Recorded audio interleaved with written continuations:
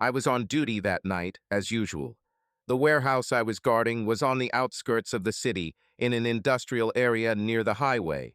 The area was quiet, only the occasional hum of trucks driving along the highway and the crackling of streetlights over an empty parking lot. I left the guardhouse, shivered, and lit a cigarette, hiding the flame from the wind with my hand. It was about 3 in the morning. My flashlight illuminated the rubble under my feet and the concrete walls of the warehouse. I periodically walked around the perimeter, checking the gates and doors. The work was simple, but for me, it was the limit of my capabilities. My back was aching again from yesterday's shift. I had to take a diclofenac tablet to make it to the morning. I'm 41 years old, but I feel like an old man.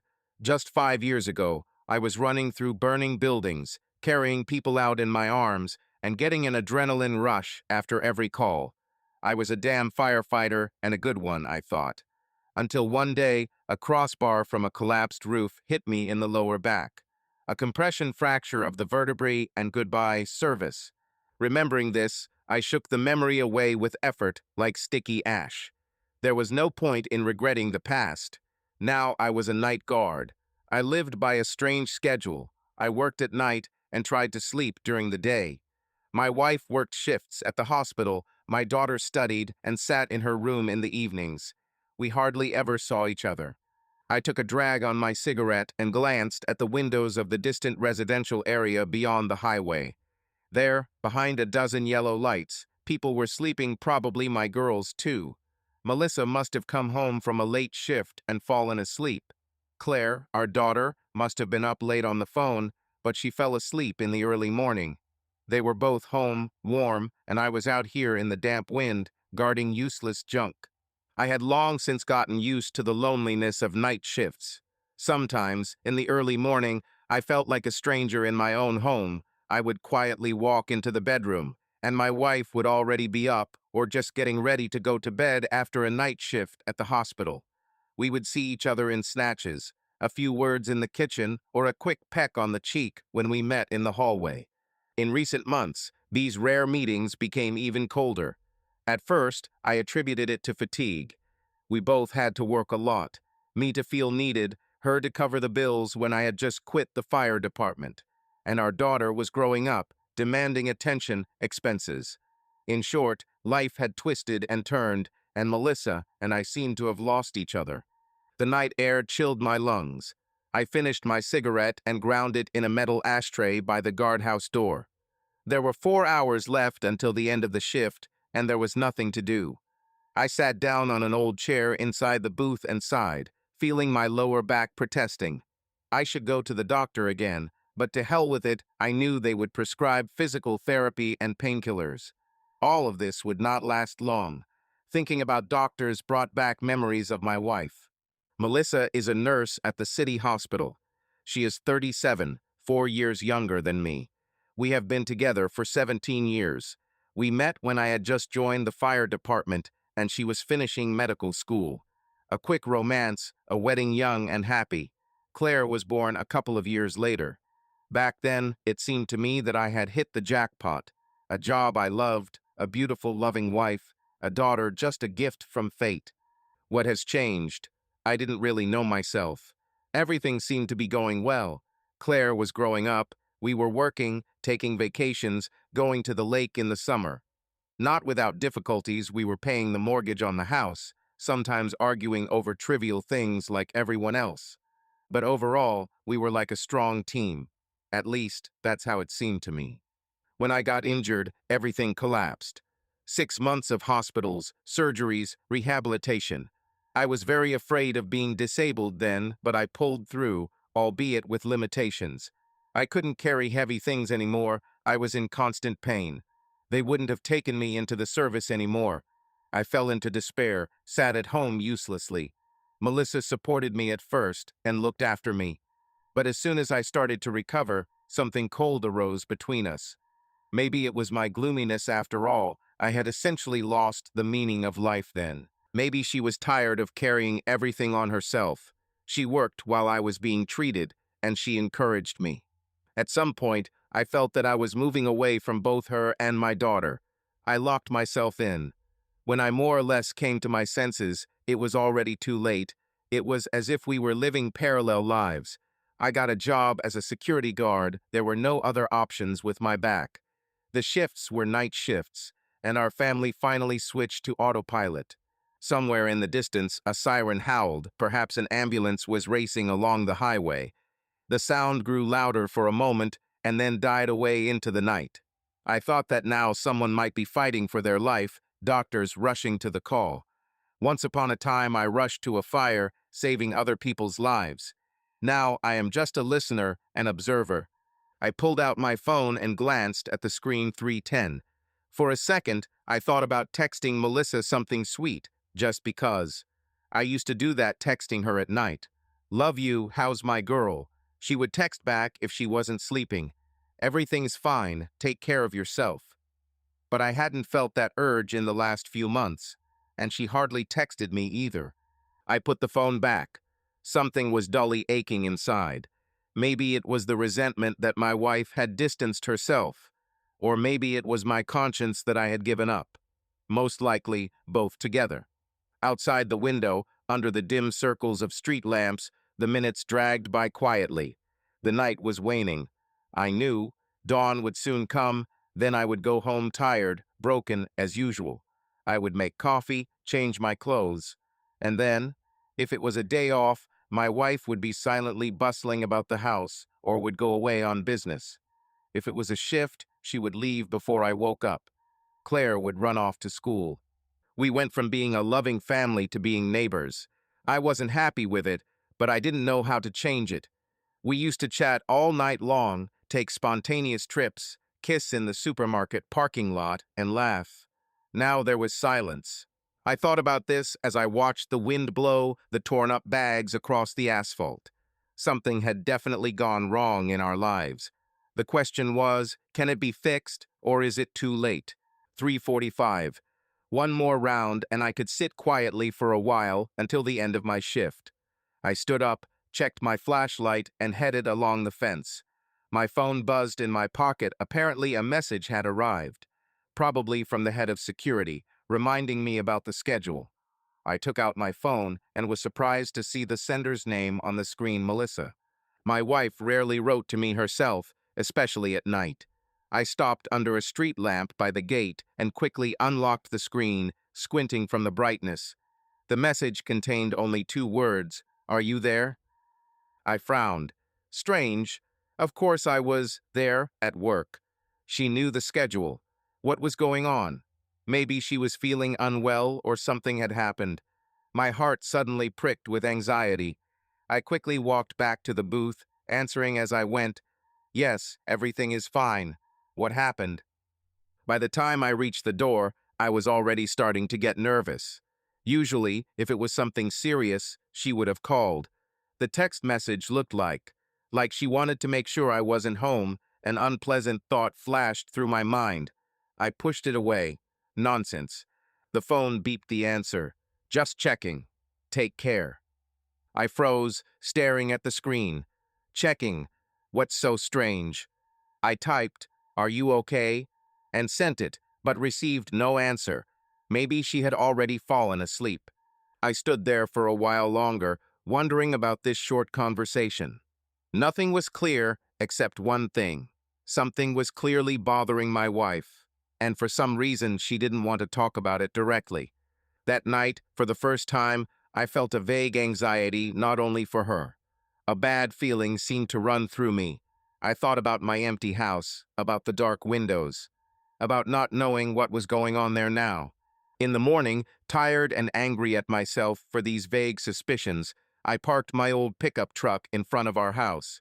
The sun was just rising, painting the sky over the quiet suburban street a pale pink.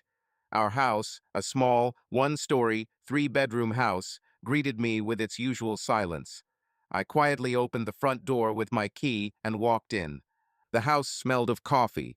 In the kitchen, I saw a mug with half-drunk coffee and a plate with crumbs. Apparently, Melissa had had a snack, so she had already gotten up. I heard rustling and footsteps from the bedroom. My wife was coming out of our room in a robe. Her hair was tangled. Her eyes were sleepy. When she saw me, she shuddered as if she hadn't expected to see me. "Hello," I said quietly, trying to smile. "Hi," Melissa said, wrapping herself in her robe. "You're early." As usual, I shrugged, taking off my boots. "The shift is over. Why are you up so early?" "Ah, I." She ran her hand through her hair. "I couldn't sleep for some reason. Well, I tried to sleep a little more." She was clearly nervous. Usually, she was calmer in the mornings, but now she seemed scared. I remembered the correspondence from the night and decided to ask her directly. "You wrote to me last night. I was a little worried. Is everything okay?" "Wrote?" She frowned, pretending not to remember, although I didn't believe her. "Oh yeah, I remembered. Woke up in the middle of the night. You weren't there. I don't know. I just wanted to make sure you were okay." Silly, right? She looked away and walked over to the kitchen table, as if hiding from my gaze. "Well, fine," I said slowly. There was something about her behavior that I didn't like. "You know I'm always at work at these hours." "I know, of course," she answered quickly. "I'm probably just sleepy." "Uh-huh," I watched her silently. She tried to look busy. She took a mug, finished the cold coffee in small sips. Were her hands shaking, or did it seem that way to me? "How are you? How was your night?" she asked, not looking at me, putting the mug in the sink. "Quiet, as usual," I replied. "There's just something strange about it." She turned around. "What oddities?" "Well, just like that." I shrugged, not wanting to spill my worries right away. "For example, my wife texts me in the middle of the night, although that has never happened before." Melissa smiled wryly. "Sorry, I won't wake you up with stupid text messages anymore." "It's not about the text messages." I began, walking into the kitchen. I finally wanted to talk frankly, but I didn't know where to start. What would I tell her? "You've become distant from me. We hardly communicate." "That's true, but doesn't she know that?" There was a pause. Melissa looked down, fiddling with the belt of her robe. It seemed to me that she was avoiding the conversation. I sighed heavily, feeling the fatigue of the night wash over me like a wave. "Okay, I'll probably go take a shower and then sleep," I said, stepping back. "Are you on shift today?" "No, it's a day off," she answered, still quietly. "But I need to go to a couple of places." "I see," I nodded. "Maybe we should go somewhere tonight. To the movies or to have dinner. It's been a while since we've been out."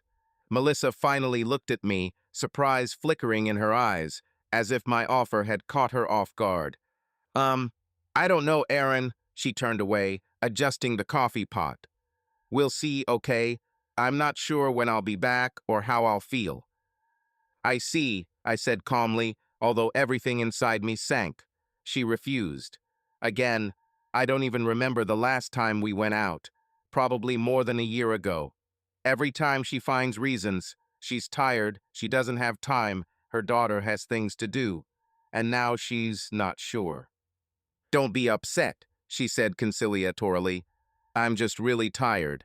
Another time, okay?" I said nothing. Melissa's alarm went off, apparently set for a regular wake-up call. She turned it off, grimacing. "Okay, I really need to run some errands," she said, suddenly fidgeting. "I'll get ready in no time. Go to bed, don't wait for me." "What's going on?" "Early in the morning," I muttered. "I need to go to the supermarket." She waved it off. "And I also need to stop by my colleagues to help with something." I didn't have the strength to argue or figure things out. I stood there devastated. "Okay," I answered quietly. "Be careful on the road." Melissa walked past me into the bedroom to get dressed. I stayed in the kitchen, looking out the window. The morning was breaking outside. The neighbor across the street was walking his dog, yawning. An ordinary day, an ordinary life. Only my soul was scratched by cats. 10 minutes later, the wife flew out of the bedroom, already dressed in jeans and a sweater, all collected. She took her purse and keys. "Are you sure I won't buy anything for you?" she asked at the threshold, as if trying to be polite. "No, I have everything." I shook my head. "Thank you." "Okay." Until later then, she stepped towards me, touched my hand with her hand in farewell. And you, rest. I nodded. She closed the door behind her, and I heard her car start. I stood in the hallway, trying to figure out what had just happened. The conversation never happened. She left again, as if avoiding me. Why on earth did she need to see a colleague so urgently on the weekend? And the text message was late at night. I felt irritated both at her and at myself. Maybe I was exaggerating. Maybe she really needed to get away, to leave, and here I was picking on her. But my intuition told me that something was fishy. "Dad?" A sleepy voice came from the hallway. I turned around. Claire, our 17-year-old daughter, was peering out of her room, wrapped in a fluffy robe. Her dark hair was disheveled, her eyes slightly puffy from sleep. She must have just woken up. "Hey, sunshine," I said quietly, trying to hide my frowning face. "Did I wake you? Sorry." "No, my alarm clock is going to go off soon." She covered her mouth with her hand, holding back a yawn. "Are you home already? How's work?" "Everything's fine." I came up and hugged her with one arm. "We just missed each other a little bit with Mom." She left. "Gone?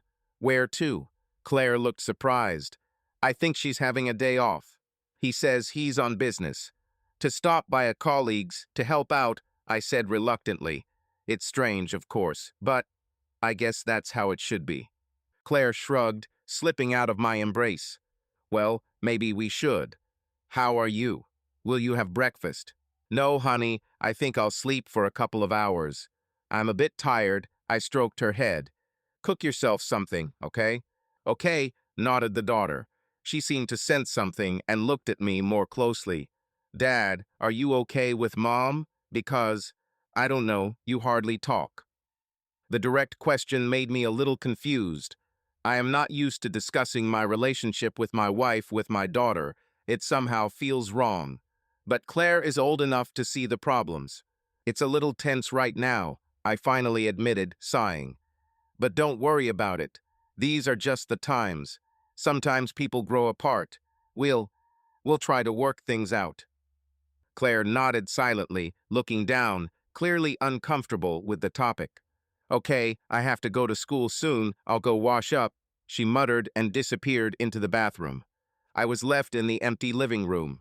My heart was heavy with sadness and anxiety. Even my daughter could see that the marriage was falling apart. What should I do? There's no point in beating around the bush. I decided I need to get some sleep with a fresh head. I'll figure out how to talk to Melissa seriously. Or maybe everything will work out on its own. I knew it would hardly work out. But hope, foolish hope, glimmers even in a broken heart. I wandered into the bedroom. The bed on my side was rumpled, as if Melissa had been having trouble sleeping. Her pillow was on the floor. Perhaps she had been tossing and turning. Or maybe she hadn't slept there at all. Wait. The thought struck me. What if she hadn't gone to bed at all? Or had gone to bed in the early morning? I noticed a subtle, unfamiliar scent on the sheet's men's cologne. I leaned over and sniffed. It smelled fresh, woodsy. I'd never smelled that on our sheets before. Shampoo? Air freshener? I don't know. I'm tired and maybe paranoid. Throwing away my anxious thoughts, I pulled off my guard uniform and headed for the shower. Warm water usually washed away at least some of the tension. But this time, even the shower didn't help. Unanswered questions were spinning in my head. 20 minutes later, I was lying on my bed, staring at the ceiling. I didn't feel like sleeping, although my body ached from fatigue. I thought about Melissa. Why was she so distant? Why was she leaving, avoiding conversations? Who was this mysterious colleague who needed help early in the morning? I didn't notice how I fell into a restless, uneasy sleep, full of vague dreams and faces without names. I woke up closer to evening, around 4 o'clock. The house was quiet. I felt the familiar post-duty numbness. It seemed like I had slept enough, but my head was heavy. I wandered into the kitchen to drink some water and saw a note from Claire. "Gone to Megan's to do a project, back at 8. Love, Dad." Megan is her friend. They often do their homework together. I smiled with the corner of my lips. At least my daughter doesn't hold a grudge against me and remembers to say a kind word. Melissa wasn't home, probably still running around on her mysterious business. I glanced at my watch, 4:10 p.m. It's strange to leave in the morning and still not return, if just to the store and to see a colleague. Or did she come back, but I overslept and then left again? Unlikely. The house was quiet, no traces, the dishes were as I left them. I mechanically picked up my phone and checked no calls or messages from her. A long evening was approaching. Today, by the way, I had a day off from security. A colleague had replaced me. Such was the schedule. A rare occasion when I could spend the night at home. I suddenly thought, does Melissa know that I'm not working today? Most likely not. I usually warned her if the schedule changed, but this time we didn't really have a conversation. I smiled mirthlessly. I wondered if she would be surprised when she came back and found me home at night. And for some reason, this thought struck me with a new suspicion. If she was hiding something, maybe she was counting on me not being home. I tried to push away this paranoia. I decided to distract myself with something to do: clean the kitchen, cook dinner. It's both useful and kills time. By 7 o'clock, I had cooked spaghetti with sauce and fried chicken, a simple dish, but Claire's favorite. Soon my daughter returned, slamming the front door. "Dad, I'm home," she shouted from the doorway. "In the kitchen," I responded. Claire appeared, still in her school uniform, her hair disheveled. She smiled as she smelled the sauce. "Oh, you cooked." She looked into the pot. "Cool, I'm hungry as a wolf." "Wash your hands and let's have dinner," I said, putting the plates on the table. "Has Mom arrived yet?" "No," Claire shook her head, turning on the tap. "I didn't see her. Wasn't she home?" "She left this morning, remember," I reminded her. "It's strange that she hasn't left yet." My daughter glanced at me, but said nothing. We sat down at the table together. Usually on weekdays, we had dinner like this. Unfortunately, one of us was absent. But today, everyone had a day off. Except, apparently, her. About 20 minutes later, I heard the noise of a car pulling up. I looked out the window. Melissa. She got out of her Toyota, holding a couple of bags. I felt a dual feeling: joy that now we would be together, and tension. I remembered my morning suspicions. Melissa walked into the house and headed straight to the kitchen. Her face was tired, but there seemed to be some satisfaction, as if the day had been a success. Seeing me and Claire at the table, she paused for a moment. "Hello, you're already having dinner, right?" "Mom, hi." Claire stood up to hug her, but Melissa had her hands full with bags. The daughter sat back down, embarrassed. "Hello," I said dryly, looking at my wife. "You're late. We've already decided to start without you. There's spaghetti on the stove if you want it." "Thanks, I've already had a snack." She waved her hand, putting the bags on the countertop. Judging by the look of them, there were groceries in them. I decided to stop by and do some shopping since I have a free day. "All day," I emphasized. "She's probably tired from being on her feet in the morning." She caught the hint and cast a cautious glance. "Yeah, I'm tired. I was helping Laura. She's having problems with moving. And then the store. What about dinner?" She smiled forcedly at her daughter. "Claire, how is school?" The daughter shrugged. "Fine. Megan and I were doing a project after school." "Where were you, Mom?" "I told you. I was helping a colleague at work, Laura. You don't know her?" "Ah." Claire nodded and continued to coil the spaghetti on her fork. I noticed that Melissa was trying to look only at her daughter, avoiding my gaze. My insides were boiling, but I kept quiet. While they were exchanging a few phrases about school, I looked at my wife. Her hair was slightly disheveled, drooping. On her neck was a scratch or a reddish mark, like a mosquito bite or a hickey. My heart sank. No, it was unlikely. That would be too obvious a proof. More likely, I was just being picky. "Aaron," Melissa's voice pulled me out of my thoughts. "Why are you home? Shouldn't you be at work right now?" Here it is, the moment of truth. I answered evenly. "Today is my day off. I told you so." "Really?" She frowned, as if remembering. I must have missed it. Obviously, I blurted out a little more harshly than I intended. You were in such a hurry this morning that we didn't even have a chance to speak, remember? Claire froze with her fork in her hands, sensing the approaching storm. Melissa tensed up too. Look, it's not my fault. I really needed to help, I promised. Who is Laura? I haven't heard of her before, I asked. A new nurse in the department, the wife quickly answered. We just met. She's in trouble, she broke up with her husband and is moving, so I volunteered to help. I see, I nodded. The story sounded plausible, but why was everything inside me protesting? It's a shame your day off coincided, and oh well. I stopped short. I didn't want to start a showdown in front of the child. Melissa nodded, untying the bags. I'm not hungry now, I'll have a snack later. You eat. The rest of the dinner passed in near silence. Claire tried a couple of times to start a conversation about the movie she and Megan had seen, but I responded absent-mindedly. Melissa was completely silent. Finally, my daughter, having finished her meal, started doing her homework right at the table. She took out her laptop. I started cleaning, trying to calm my irritation. My wife went into the living room, saying that she wanted to lie down for a bit.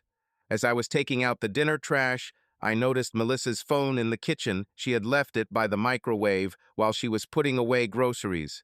The screen blinked a message had arrived. I saw the sender's name flash up, Trevor. I froze with a bag of garbage in my hand. Trevor? I don't remember such a name in her contacts. The phone immediately went dead. My heart started pounding. Two forces were fighting inside, one to immediately look at the message, the other not to dare to climb into someone else's phone. But damn, it's my wife's phone. We've never hidden anything before. Although lately she often carries it with her even to the bathroom. I looked around. Claire was in the dining area with headphones on. Looking at her laptop, she didn't see me.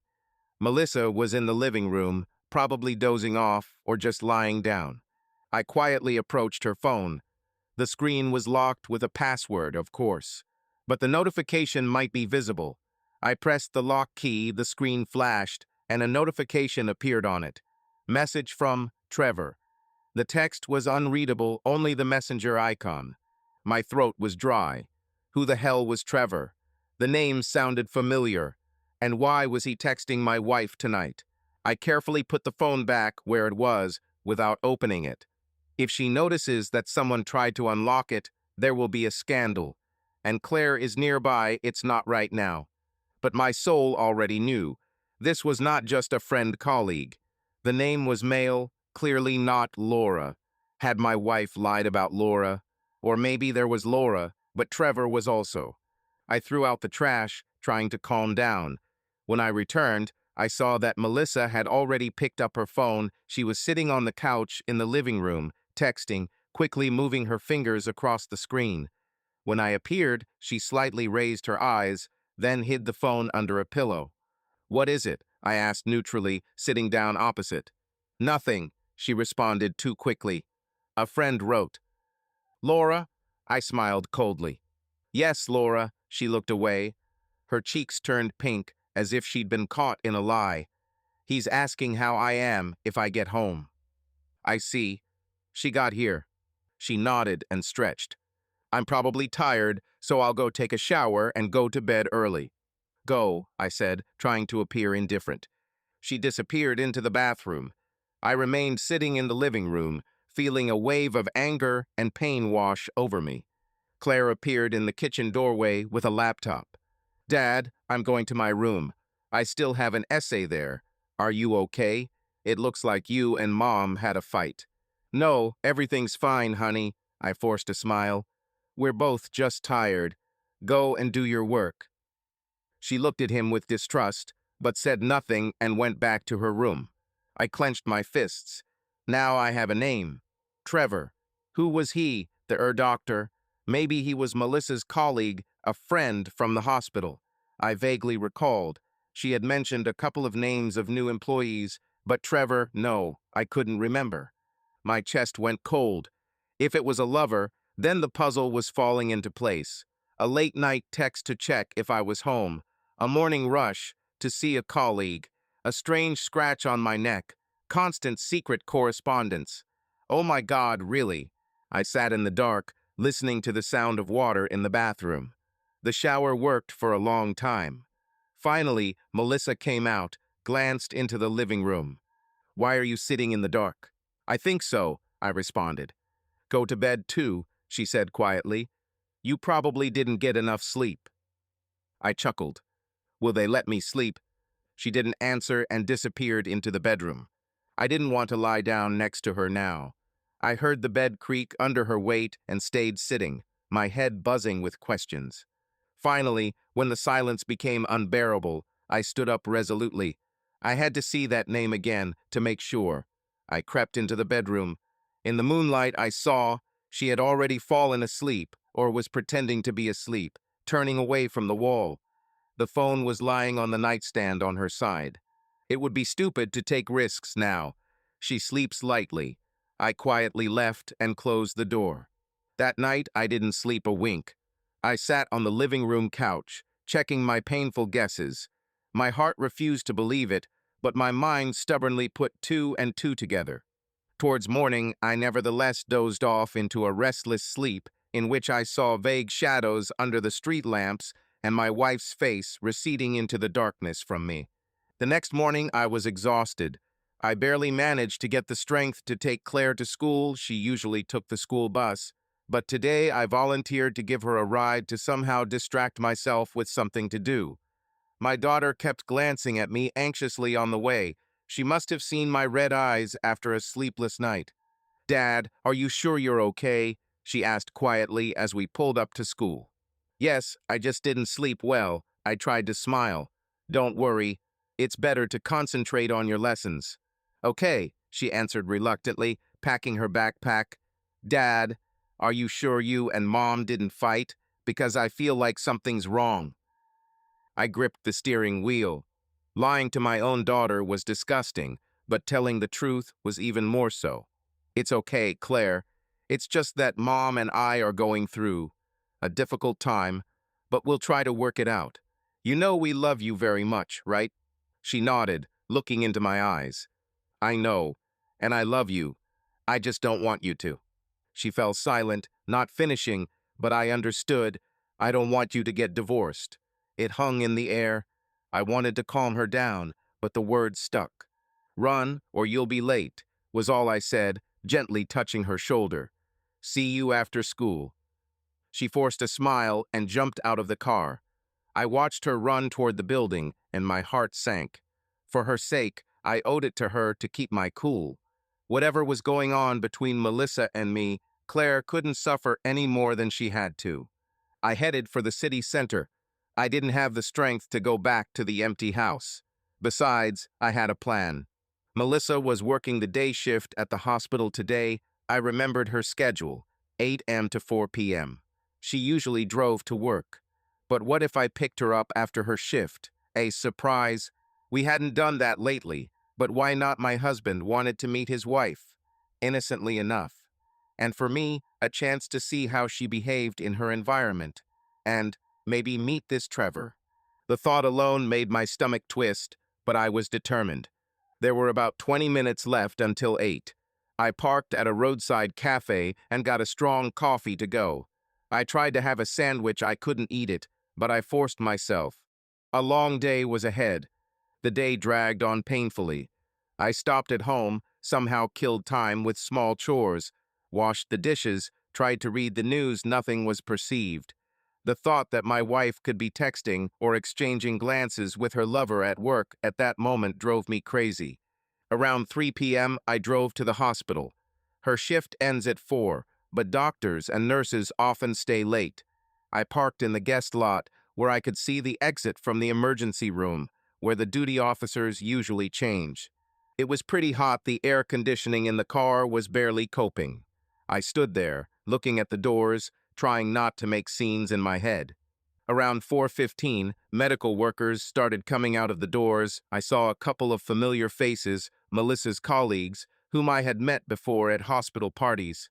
5 minutes later, I spotted her too. My heart thudded against my ribs. Melissa wasn't alone when she got out.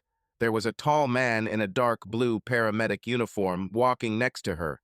He was a strong man, fair-haired, in his early 30s. They were talking about something, and Melissa was smiling. I hadn't seen her smile at home for a long time. She even laughed a little, adjusting a strand of hair. The man, who must have been Trevor, said something, and she nudged him lightly with her elbow, as if in jest. They walked slowly, clearly in no hurry to say goodbye. The blood rushed to my face. There it was. It was as if I was spying on strangers. I wanted to jump out of the car and what? Make a scene?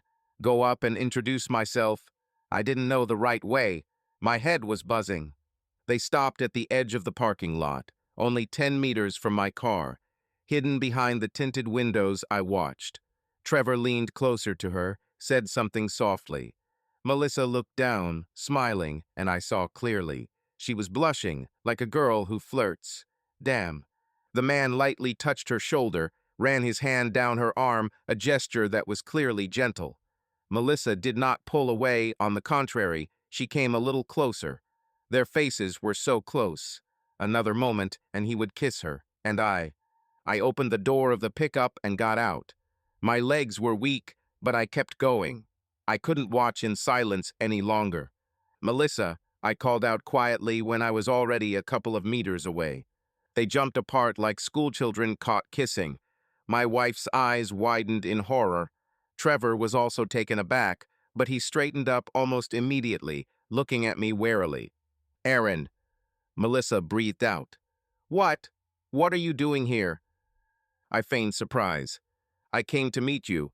I decided to do something nice for my wife, give her a ride home. And you? Do you communicate? Can you imagine?" I looked straight at her, trying to keep my voice even. Everything inside me was seething. This scene, these faces of theirs, flushed with emotion seconds ago. I could barely keep myself from breaking down. "It's Trevor," Melissa said, swallowing nervously. "He's an empt. We work together sometimes." Trevor tried to smile, holding out his hand to me. "Hello, Mr. Miller. I'm Trevor Hunt, Melissa's colleague. Nice to meet you." I glanced at his hand, then shook it, perhaps a little harder than I should have. He winced slightly. "A colleague, then," I said coldly. "I've heard about it." Melissa gave me a pleading look. "Aaron, you. Really, why did you come? I told you I let go of Trevor's hand. I wanted to please you, but it seems you already had plans for the evening." "No, what are you saying?" she rattled off. "No plans, we just got to talking about work." "Of course," I nodded. "For work." Trevor cleared his throat. I guess I should go. Have a nice day, Melissa." "Nice to meet you, sir." He nodded politely at me and, with a quick glance at Melissa, turned back to his car. I watched as he quickened his pace, literally running for his life. Brave guy, I must say. Melissa stood there, frozen. As Trevor disappeared into the car and pulled out of the parking lot, she finally turned to me. Her face was flushed with either shame or anger. "Why did you do this?" she whispered. "You snuck up on me like..." "Like who?" I smiled wryly. "Like a husband who decided to take his wife away from work. Didn't know it was a crime." She closed her eyes for a second, collecting her thoughts. "You got it all wrong. We were just talking." "Yeah, I saw you talking. Very nice." "Aaron." "What, Aaron?" The voice broke into a whisper. "What should I think, Melissa? You've been acting strange for 2 days now. Secret correspondence, morning escapes, and now I catch you, excuse me, almost kissing a colleague." "We didn't kiss," she flared up, looking around to see if anyone was listening. "You beat me to it by a second, right?" I clenched my jaw. "So who is he to you? Just don't lie." "He's..." She faltered, her lips trembling. "He's a friend. Just a friend, Aaron. I know how it looked. I'm so sorry." "Sorry?" My chest tightened with pain. "What are you sorry about? What did I see?" Melissa covered her face with her hands. "Please, no scenes." I looked around. Indeed, several passers-by at the door were looking at us. I exhaled loudly, trying to drive away my anger. "Get in the car," I said through gritted teeth. We won't talk here. She complied silently, stepping around me and getting into the truck. I got in too, slamming the door so hard the mirror shook. We sat in silence for a few seconds. She pressed her hands to her knees, looking out the window. So that's it, I finally said hoarsely. You're having an affair, huh? No, her voice broke. Not exactly. What do you mean, not quite? I snapped, not believing my ears. You're either cheating on me or you're not. She turned away completely, and I saw a tear roll down her cheek. It's complicated, Aaron. Get this straight, I demanded, feeling my throat closing up. It's complicated. Do you love him? Do you sleep with him? Melissa sobbed. I, I hit the steering wheel with my fist, but she didn't even flinch, as if that was how it should be. Wonderful, was all I said venomously. Simply wonderful. There was silence. She was crying quietly, and I was staring straight ahead, trying to control my rage. I wanted to scream, but I couldn't. It wouldn't have done any good anyway. Finally, I turned on the ignition. Let's go home, I said quietly. There's nothing to talk about here anyway. She didn't even argue.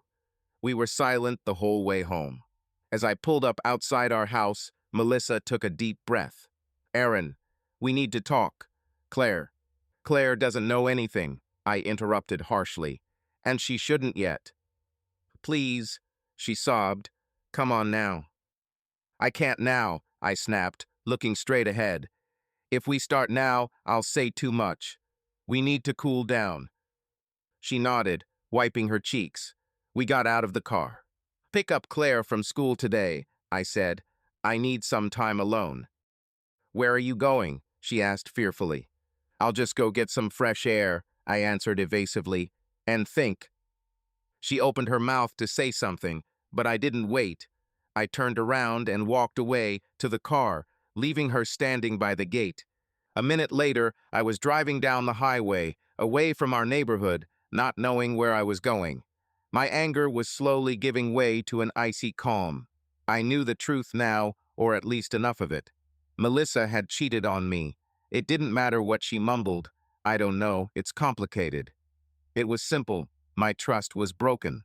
Driving automatically along familiar streets, I suddenly realized that I was heading to Mike's house, my old friend. Apparently, I was subconsciously looking for support. Mike is a former colleague from the fire department. We started out together, literally walking through fire. He stayed in the fire department and is now a squad leader. After my injury, we didn't see each other that often, but we'd call each other every now and then and have a beer in his garage. I desperately needed someone's company right now, otherwise I'd go crazy. I parked outside his house and stepped out, breathing deeply into the hot summer air. I rang the doorbell. Mike opened it pretty quickly and raised his eyebrows in surprise. Aaron, what a guest. Come in. His firm, friendly handshake and clap on the shoulder were like balm. I forced a smile. Will I disturb you? What are you talking about, old man?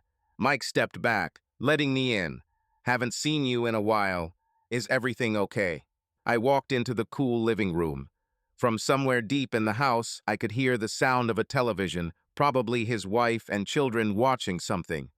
Hey, let's go to the back porch, Mike suggested, noticing my gaze. It's quiet there. I nodded. We walked out onto the back patio, where there were a couple of lounge chairs and a grill. Mike motioned for me to sit down and grabbed 2 bottles of beer from the fridge against the wall. Shall we have a drink? He asked amiably. Although it's still early, I think there's a reason. You look so sad, my friend. I accepted the bottle, took a few large sips, feeling the cold bitterness sobering my mind a little. Mike sat down next to me, looking at me inquiringly. Well, he asked quietly, spit it out. And I laid it out. Not all the details, but the gist. I told her that I suspected Melissa of cheating on me, that I saw her with this guy today, that it seemed like everything was confirmed. My voice trembled with suppressed emotions, but I held on. Mike listened in silence, only squeezing the bottle so hard that his knuckles turned white. He was choleric by nature and seemed to be barely holding back his anger for me. When I fell silent, having spoken my mind, there was a pause. Mike exhaled. "What a bitch," he said quietly, angrily. "Forgive me for talking about my wife like that, but there's no other way to say it." I shook my head wearily. "I don't know what to think. Where did it all go? What are you doing now?" Mike looked me in the eyes. "I'm not sure," I answered honestly.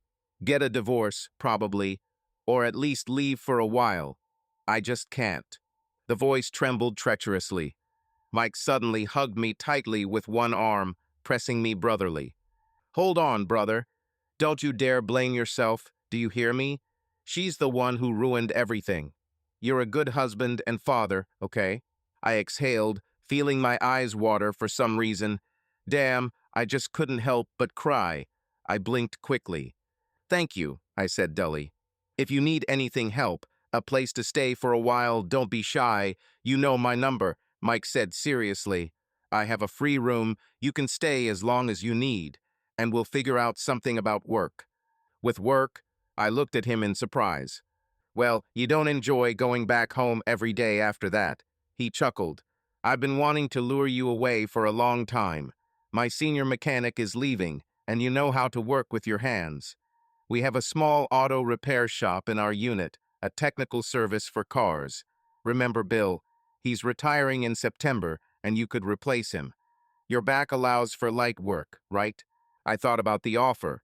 Working for Mike at the fire station service. It wasn't a bad idea, and any change seems like a salvation right now. "I need to think about it," I nodded. "But thank you, it means a lot." Mike smiled. "Oh, come on, we don't abandon our own." We sat in silence for a while longer. I felt a little better. At least I wasn't alone in this nightmare. A friend was nearby. "Okay," I said after a while. "I'll go home. I need to. Talk to Melissa somehow. And to Claire. If anything happens, call me right away," Mike repeated, seeing me off. "And look, Aaron, don't give up. You're a strong man. You can handle it." I squeezed his hand. "Thanks, buddy." It was already getting dark when I drove back. My soul was empty, but at least there was some certainty. My marriage seemed to be over. All that was left was to decide how exactly to put an end to it. I returned home after dark. The lights were on in the windows. My heart skipped a beat. Now I'm going to run into Melissa again, and what? Scream? Keep quiet. I quietly opened the door. Claire was sitting in the living room watching TV. Hearing me, she rushed into the hallway. "Dad," she looked scared. "Where have you been?" "Mom and I were worried." I hugged my daughter wearily. Over her shoulder, I saw Melissa standing in the hallway behind me, her hands clasped to her chest. Her face was pale, her eyes were red. She had been crying the whole time I was gone. "I'm sorry, baby," I said softly to Claire. "I should have thought about it. I told Mom I was going out for some fresh air." "She didn't say anything," Claire answered quietly. "You just had a fight. She's crying, you disappeared. I I don't know what's going on." My daughter trembled, tears in her voice. I felt ashamed and hurt that she was being drawn into this. I stroked her back. "Everything will be fine, do you hear? Adults sometimes quarrel, but we will cope. You are not guilty of anything." Out of the corner of my eye, I saw Melissa silently wiping away her tears with her palm. "Go to bed," I said quietly, pushing Claire away. "It's late. School tomorrow." "And you?" she muttered. "We too. Will rest," I answered. Claire nodded slowly and went back to her room, casting a worried glance at her mother. Melissa and I were left alone in the semi-darkness of the hallway. We stood in silence for a few seconds. Finally, I asked dryly, "Did you tell her anything?" "Of course not," whispered the wife. "We just had a fight. She doesn't know anything." "Okay, that's how it should be until—" I didn't finish. "Until what?" "Until we decide what to do next. Until I leave." She seemed to understand and shrank even more. "Aaron," she began pleadingly. "I'm tired," I interrupted colorlessly. "Not now." I needed to stay cool, but my emotions were threatening to spill out. I walked past her to the bedroom. There was a pillow and a blanket on the bed. It looked like Melissa had been trying to lie down but couldn't sleep. "Where will you sleep?" she asked quietly from the door. "Here," I said, "on the bed, as you wish." She nodded, wiping away her tears. "I can in the living room." "As you wish," I repeated indifferently. She turned away. I heard her footsteps shuffling down the hallway, then settled down on the couch. I closed the door and sank down onto the bed. My head was splitting. Part of me wanted to rush to her, hug her, and say, "Why? Why did you do this? Let's go back to how it was." The other part was angry. "Don't you dare feel sorry for the cheater. She ruined everything herself." I lay down and closed my eyes. Sleep wouldn't come, even though I was dead tired. After about 2 hours of tossing and turning, I got up and quietly went out. Melissa was curled up on the living room couch, sleeping lightly. Her phone was lying on the table next to her. I froze. This was my chance to get answers. Until now, I had no direct evidence, only what I had seen with my own eyes. If I picked up my phone now and found the correspondence with Trevor, I crept up, holding my breath. My wife was quietly snoring, not waking up. I carefully took her phone from the table and stepped back into the hallway. The screen asked for an access code. Damn. But I knew her old password the date of our meeting. She hadn't changed it for a long time, as far as I remembered. I decided to take a risk. I entered a 4-digit number. The screen unlocked. My heart started pounding. It worked. I quickly went to messages. Chat list. Here, Trevor. Opened it. I started scrolling through the story. Oh my God. There were cute gifs, jokes, and obvious flirting. The further you go, the more explicit. Here's one from Trevor 2 weeks ago. "Can't stop thinking about last night. You're amazing." Her response, "I can't wait to feel you again." Everything swam before my eyes. So they slept together. A long time ago. I screenshotted everything I could, my fingers shaking. The few photos they shared weren't too revealing, but Melissa sent him selfies from work with the playful caption, "Missing you." He sent a photo from an ambulance duty station, smiling, and wrote, "Counting hours to see you, babe." My eyes burned as if from smoke. I scrolled up. The correspondence had been going on for about 3 months already. We exchanged messages every day, dozens of times. We agreed to meet. Lunch at a cafe. Come to my place after your shift. My husband is at work today. Come after 11. I read this and almost dropped the phone. On a certain day, she directly invited him to our house at night, knowing that I was on shift. Bastard. In our bed, while I was guarding the damn warehouse, I closed my eyes, trying to control the anger that was rising. I continued scrolling. Here was a recent one yesterday. Her message, "Aaron took a day off, can't talk now." His, "Miss you.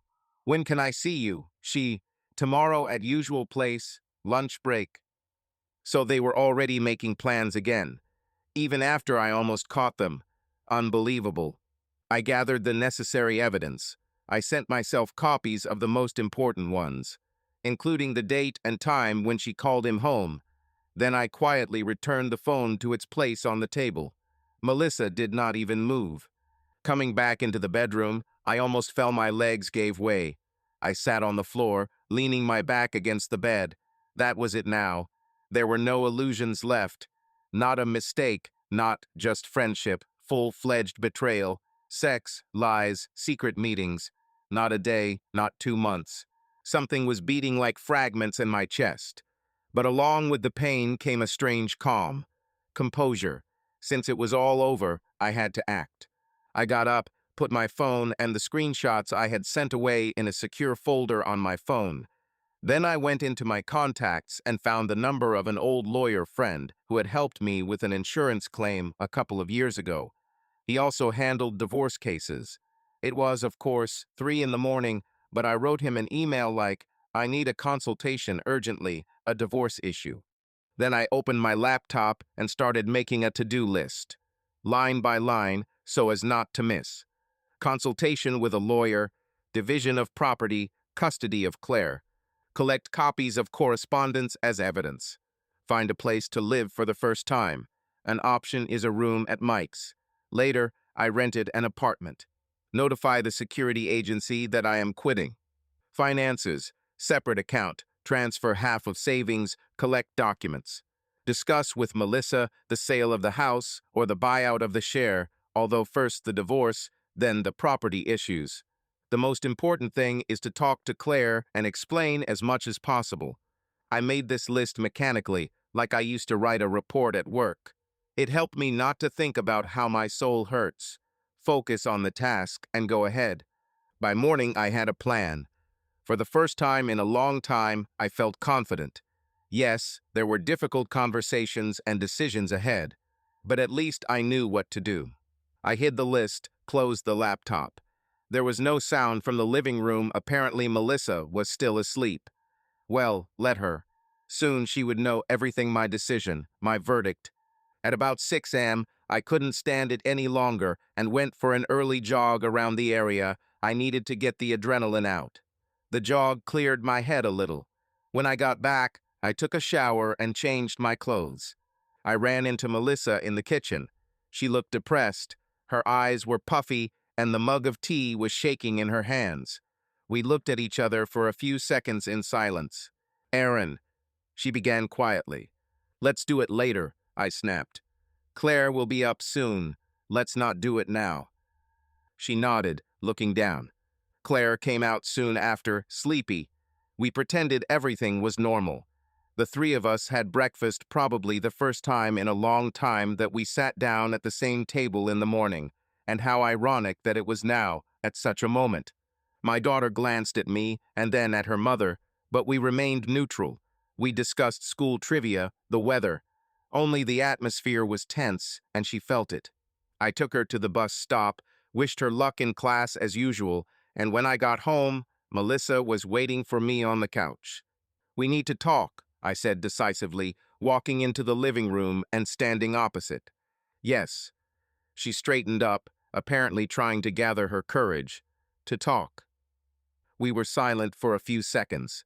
I looked at her, the woman I had loved for 17 years, who had given me a daughter, and whom I now barely recognized. She seemed like a stranger. "I know everything," I began quietly but firmly. "I saw your correspondence. You don't have to deny it." She turned pale, her mouth hanging open in shock. "You looked at my phone?" "Last night, yes," I confirmed. "And you know, I'm glad I looked. Now I have no illusions." Melissa covered her face with her hands. "God, you won't even deny that." I smiled bitterly. "Okay, then explain just one thing to me. Why? Why did you do this?" She dropped her hands, her eyes sparkling with tears. I didn't mean to hurt you, Aaron. It was great not to want," I snapped. "That's not the answer. I'm asking why betrayal. What did you lack? Did I hurt you, beat you, drink myself to death? No. I just became worthless, right? Broke like a toy, and you wanted a new entertainment." "No," she objected, sobbing. "It's not that. You're not worthless." "Well, yeah," I grinned. "It's just that I'm so wonderful, and you, by mistake, spread your legs for the first person you met." "Stop," she moaned, shaking with sobs. "Please." "Stop what?" I asked icily. "Does the truth hurt?" She was crying, unable to speak. I waited, feeling strangely distant. Finally, she calmed down a little, wiping her face with her sleeve. "I'll tell you," Melissa began hesitantly. "Just don't interrupt, please." I crossed my arms over my chest. "Go ahead. After your injury, everything changed," she began in a pitiful voice. "You were not yourself, you withdrew. I tried to reach out to you, to support you, but you distanced yourself. Then you started working nights. We were almost never together. I felt like I was losing you, but I was tired of fighting too." She swallowed and continued. "We've been like neighbors for the last year. You don't even look at me. Like a woman. We hardly." She hesitated. "There was no sex, you mean?" I chuckled. Well, yes, my libido hasn't been so great for the last year constant pain and the atmosphere itself. Was it really impossible to talk about it? I tried, she said indignantly through her tears. You avoided the conversation or said that everything was fine. But it wasn't fine for me. I felt lonely, ugly, unnecessary, and decided to find someone to praise. I shook my head. A good way to solve the problem. No, I didn't plan anything like that, she whispered. Trevor himself. He started out as a friend. We talked during breaks. He was cheerful, kind, and listened to me. And for the first time in a long time, I felt attention, interest. It made my head spin. I'm not making excuses, I'm just explaining. It went too far, I know. It's my fault. But I loved you anyway, and I do. I remained silent, clenching my teeth. She loves, so love. When did you start sleeping? I asked harshly. She winced. A couple of months ago. How many times? I continued the interrogation, tormenting both myself and her. But I wanted to hear all the vileness from her lips. I don't know, she whispered. A few. Was it in our house? I asked through gritted teeth. She closed her eyes, nodding. Once. When Claire spent the night at a friend's. I'll go crazy from these details, but I asked questions like a robot. So, while I was working that night, I hissed, I brought him into the house. I'm sorry, she sobbed. It was a terrible mistake. I couldn't stand it, got up, and went to the window so as not to break down. We were silent for a few minutes. She was in tears, I was with my back to her, looking at the empty street outside the glass. Finally, I calmed down a little and said, I heard everything. Now listen to me. She fell silent, sobbing. I'm not going to stand for this, Melissa. I'm not that kind of person. You crossed a line, you destroyed our family's trust. I spoke evenly, almost in a whisper, which made the words especially clear. We're getting a divorce. No, she breathed out. Aaron, please, don't rush. Give me a chance to fix everything. I broke up with him, honestly, after yesterday. I won't do it again, I swear. It was a mistake. I was a fool. I shook my head, pulling away. A mistake is a single stumble. And you had an affair, deliberately. 3 months of lies. Forgive me, but I don't believe a single word you say now. But, for my daughter's sake, for my family, she tried to get up, stretching her hands out to me. I'll do whatever you want. I'll go to a psychologist, quit my job, change my number. Just don't leave, I beg you. I love you. I shook my head, pulling away. Do you love me? Don't make me laugh. Did you think about that when you were with him? When you were cheating on me every day? She began to sob again. I know it's unforgivable, but there are families that survive betrayal and become stronger. Maybe we can too. Time. There was such desperate hope in her voice that it even made me shudder. It doesn't matter anymore, I said dully. I'm not the kind of husband who can forgive that. In my frame of reference, cheating destroys a marriage forever. She sank to her knees right on the carpet. Please. I turned away, unable to watch this humiliation. Regret stirred after all. Once I would have given everything to see her so loving and repentant. But now it was too late. Get up, I muttered. No need for drama. It won't change my decision. She didn't move, continuing to sob. I sighed heavily. I'm going to leave. In a few days. For now, to Mike's he offered to shelter me. Then I'll find a place to live. No, don't leave me. Her voice broke into a hoarse wheeze. I beg you. I clenched my fists to keep from screaming. I said almost calmly, we are adults. You made a choice, now it's consequences. I do not want to take revenge or cause a scandal, but I will not live as before either. She raised her head, her eyes widened. You'll give up 17 years so easily. This touched me. I flared up. Easy? Do you think it's easy for me? I smiled bitterly. You gave them up, not me. When you kissed him for the first time, you crossed out those years, and I'm just drawing conclusions. She covered her face, and I realized that the conversation was over. There was no point in continuing, we were going in circles. "I'll give you time to pack your things," she said hoarsely, "but please think about it." "I've decided everything," I repeated wearily. "We'll get the divorce done without any mess, okay? The good way. Claire, we'll tell her together when it's time. We'll wait a little longer, until she finishes school at least." Melissa nodded, sobbing softly. "For now," I rubbed the bridge of my nose, feeling a growing migraine. "For now, let's just say that we'll live separately. She doesn't need to know the details." "As you say," the wife whispered, lowering her head. I silently left the room so as not to see her broken figure. My soul was torn apart, but at the same time I felt a strange relief the decision had been made. From here on out, only forward. The next 2 days passed in a blur. Melissa and I barely spoke, only the necessary phrases in front of our daughter. We slept separately. She continued to huddle on the couch, I in the bedroom. I collected my things little by little when she was not around. Clothes, personal documents, a security guard uniform, and a few little things dear to my heart. Every time I passed by Melissa, I saw her dull, guilty look, but we avoided eye contact.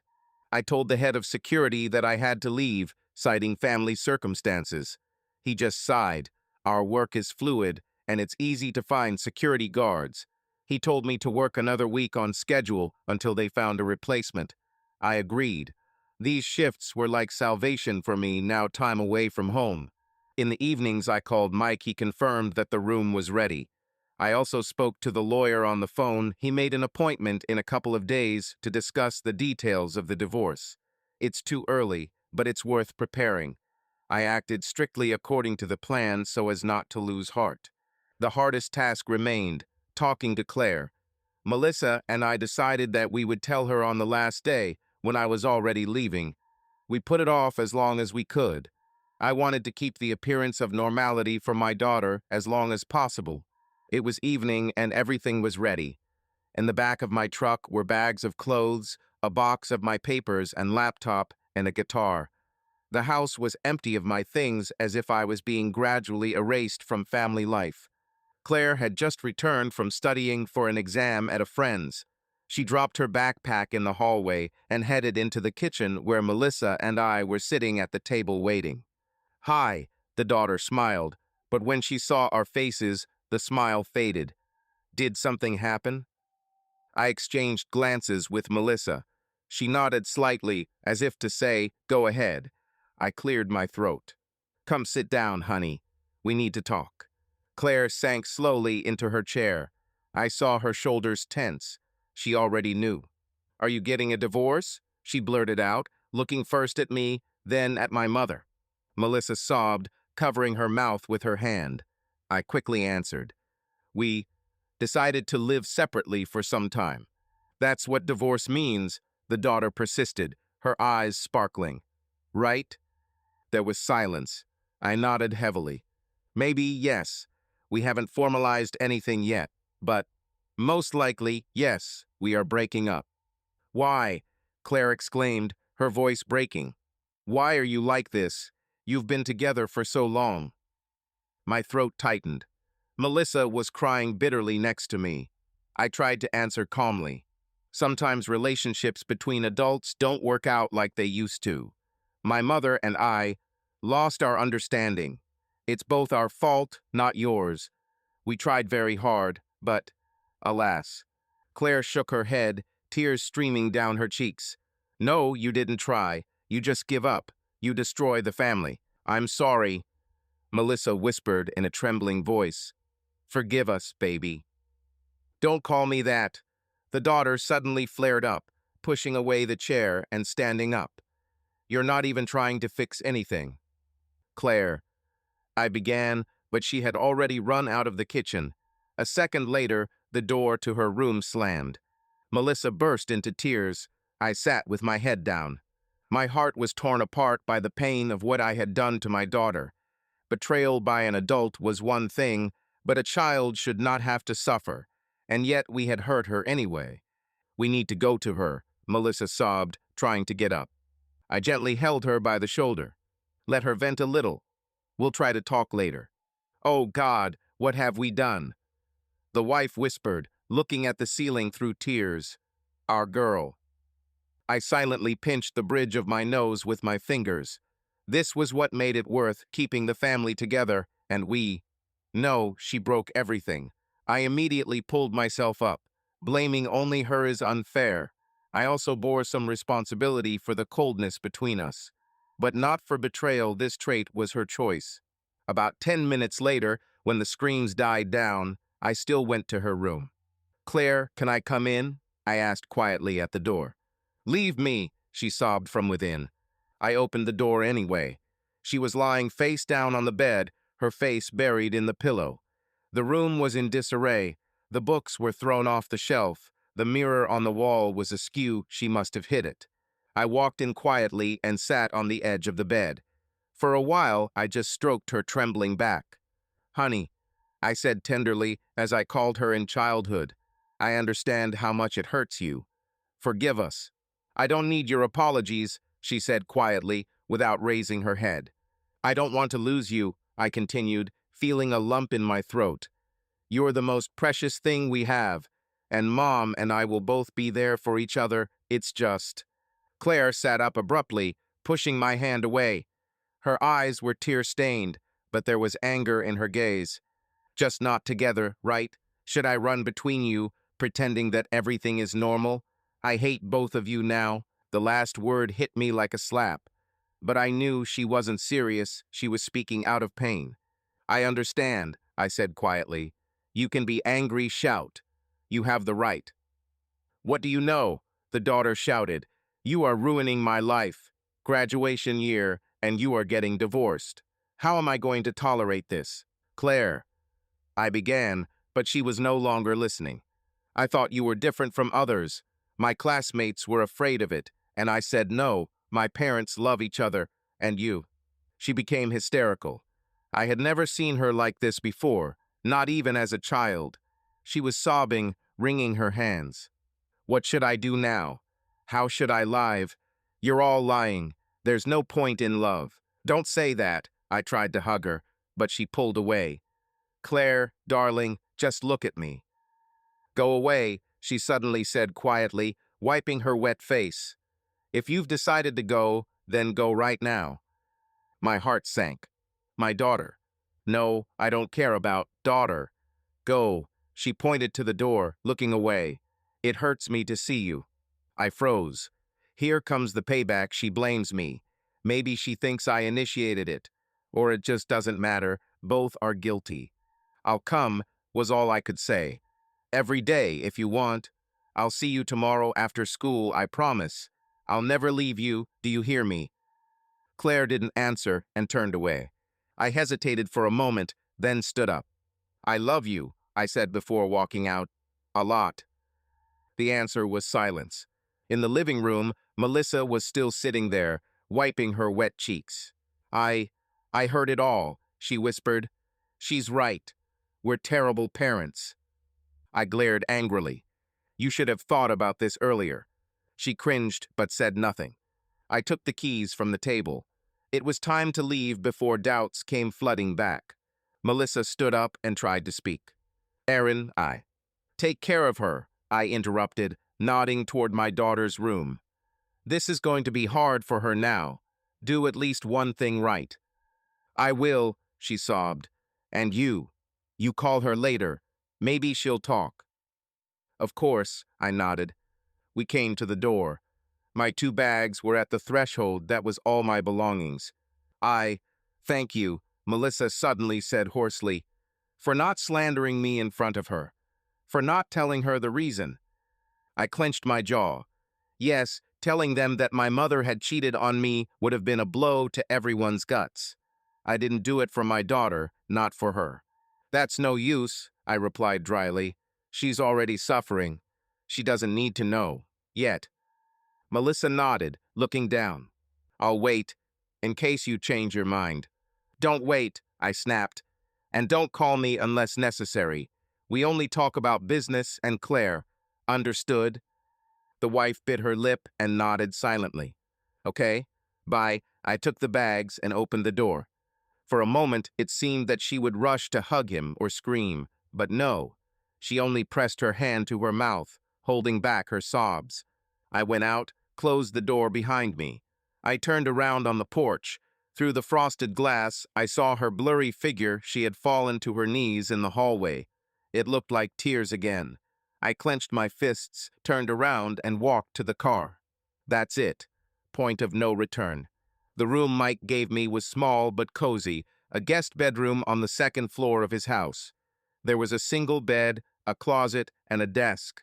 I dumped my bags and boxes in there, feeling empty and unreal.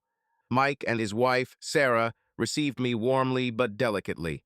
Sarah unobtrusively arranged the room, put out clean bed linen, towels. She did not ask any questions, only sympathetically patted my shoulder. "Make yourself at home, Aaron. We're happy to help." I smiled weakly. "Thank you. You are very kind." I barely slept that first night away from home. I lay there, staring at the ceiling, turning over fragments of memories in my mind. My wedding with Melissa, so young and laughing. Claire's first steps. The fire where I was injured. The recent scene with Trevor. Everything was jumbled up, giving me no peace. The next morning, I looked clearly lousy. Mike met me in the kitchen, poured coffee, and handed me a mug. "Drink and eat." Sarah fried some pancakes. "I don't want to." I waved it off. "You have to," he said sternly. "Don't object. You have to be in shape. Today is your final round at the warehouse, right?" I nodded. "Last night at my old job. Time to think." As if I hadn't thought enough. After breakfast, I went home, that is, Alredinato, my place, to pick up the remaining little things and at the same time try to talk to my daughter as promised. It was Saturday. Claire had a day off. Having arrived at the house, I rang the bell. I had deliberately left my key so as not to barge in without asking. Melissa opened the door. She looked exhausted, pale, her eyes were swollen. She silently stepped aside, letting me in. Claire was sitting on the couch with her tablet, but when she saw me, she demonstratively turned away, pretending to be engrossed in the screen. "Hello, sunshine," I said quietly, walking towards her. "Hello," she said dryly, not meeting his gaze. I sat down next to her. My daughter immediately moved away. My heart ached, but I tried not to show it. "How are you?" I asked cautiously. I promised to stop by. "How am I?" She snorted. "Fine. What will happen to me?" "Claire, I hesitated. I wanted to say, I understand, but how could anyone understand?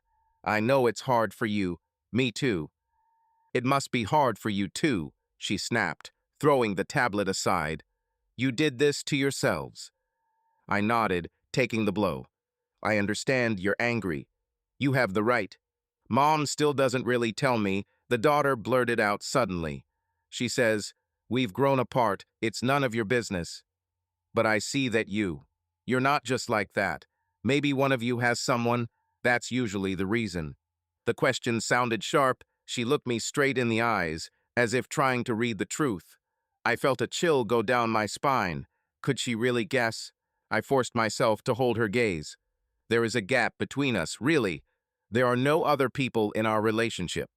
Technically, it was a lie. There was another person, but I didn't think it was in their relationship, but rather outside of it.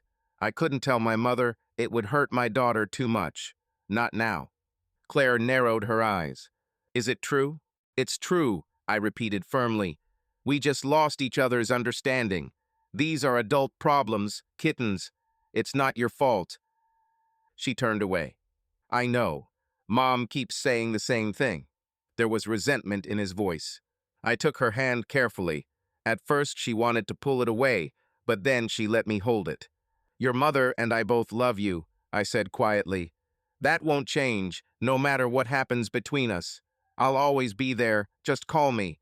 If you want, I'll come every day, take you to school, go for a walk, I don't know. Whatever you want." She shrugged. "We'll see. I don't want anything yet. Okay? I won't push," I nodded. "But know this, I miss you terribly. These past couple of days, it's like half my heart was torn out." My voice trembled treacherously. and I fell silent. Claire finally looked at me. There were tears in her eyes, even though she was trying to look angry. "Then why did you leave?" she whispered. "If you feel so bad without me." I had a hard time finding the words.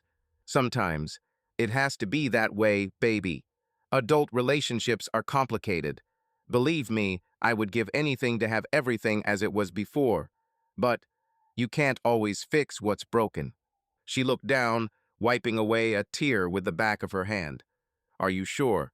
You won't get back together?" "I don't think so," I answered honestly. "I'm very sorry." Claire nodded almost imperceptibly. We sat in silence. I still held her hand, and she let me. That was an achievement yesterday. She had driven me away. Melissa had been quietly in the kitchen, the whole time, not interfering. I was grateful to her. At least now she had done the right thing. Finally, I sighed. "Okay, I have to go. I have a shift tonight. Take care of yourself, okay? And maybe tomorrow we can go somewhere, to a cafe or a movie, like before." Claire shrugged. "I don't know. I'll tell you later." "As you say," I smiled slightly. "Then I'll be in touch. We'll write." I pulled her gently towards me and kissed the top of her head. For a moment, she seemed to press herself against me, or so it seemed, but then she remained sitting motionless. As I was leaving, I glanced into the kitchen. Melissa was standing at the sink, clutching a towel as if she were saying a prayer. She turned around when she heard me. "Thank you," she mouthed. I just nodded and left. I felt drained all day. In the evening, I went to my last shift as a security guard. On the way, I suddenly felt a strange relief. I would no longer have to go to an empty warehouse at night, guarding property that no one needed. Ahead was a new job, albeit an uncertain one, a new stage. At the warehouse, a colleague tapped me on the shoulder. "Well, hang in there, man. Good luck to you. It's a shame you're leaving." I thanked him and took up my post for the last time. The night was quiet. I sat in my old guardhouse, drank coffee from a thermos, watched the streetlights hum outside the window. My soul was heavy, but not as heavy as I had feared. Perhaps all the tears had been cried, all the angry words had been said. All that was left was to simply live on. As I walked around the familiar perimeter for the last time in the early morning, I found myself thinking not about Melissa or even about the collapse of my marriage, but about Claire. All I could think about was how to help her get through this without becoming bitter, how to regain her trust. She was the most precious thing I had left. I left the warehouse as the sun began to glimmer faintly in the east. I handed the keys to my replacement and walked out onto the highway. The lights of the night were fading, a new life awaited me ahead, in the shadows of the streetlights at dawn. On Monday morning, I woke up in Mike's house no longer as a security guard, not as a husband, but in essence as a man starting his life anew. It was unusual not to get ready at night, but to just sit down and drink coffee in the morning, feeling that the whole day was ahead of me and there was no need to rush anywhere.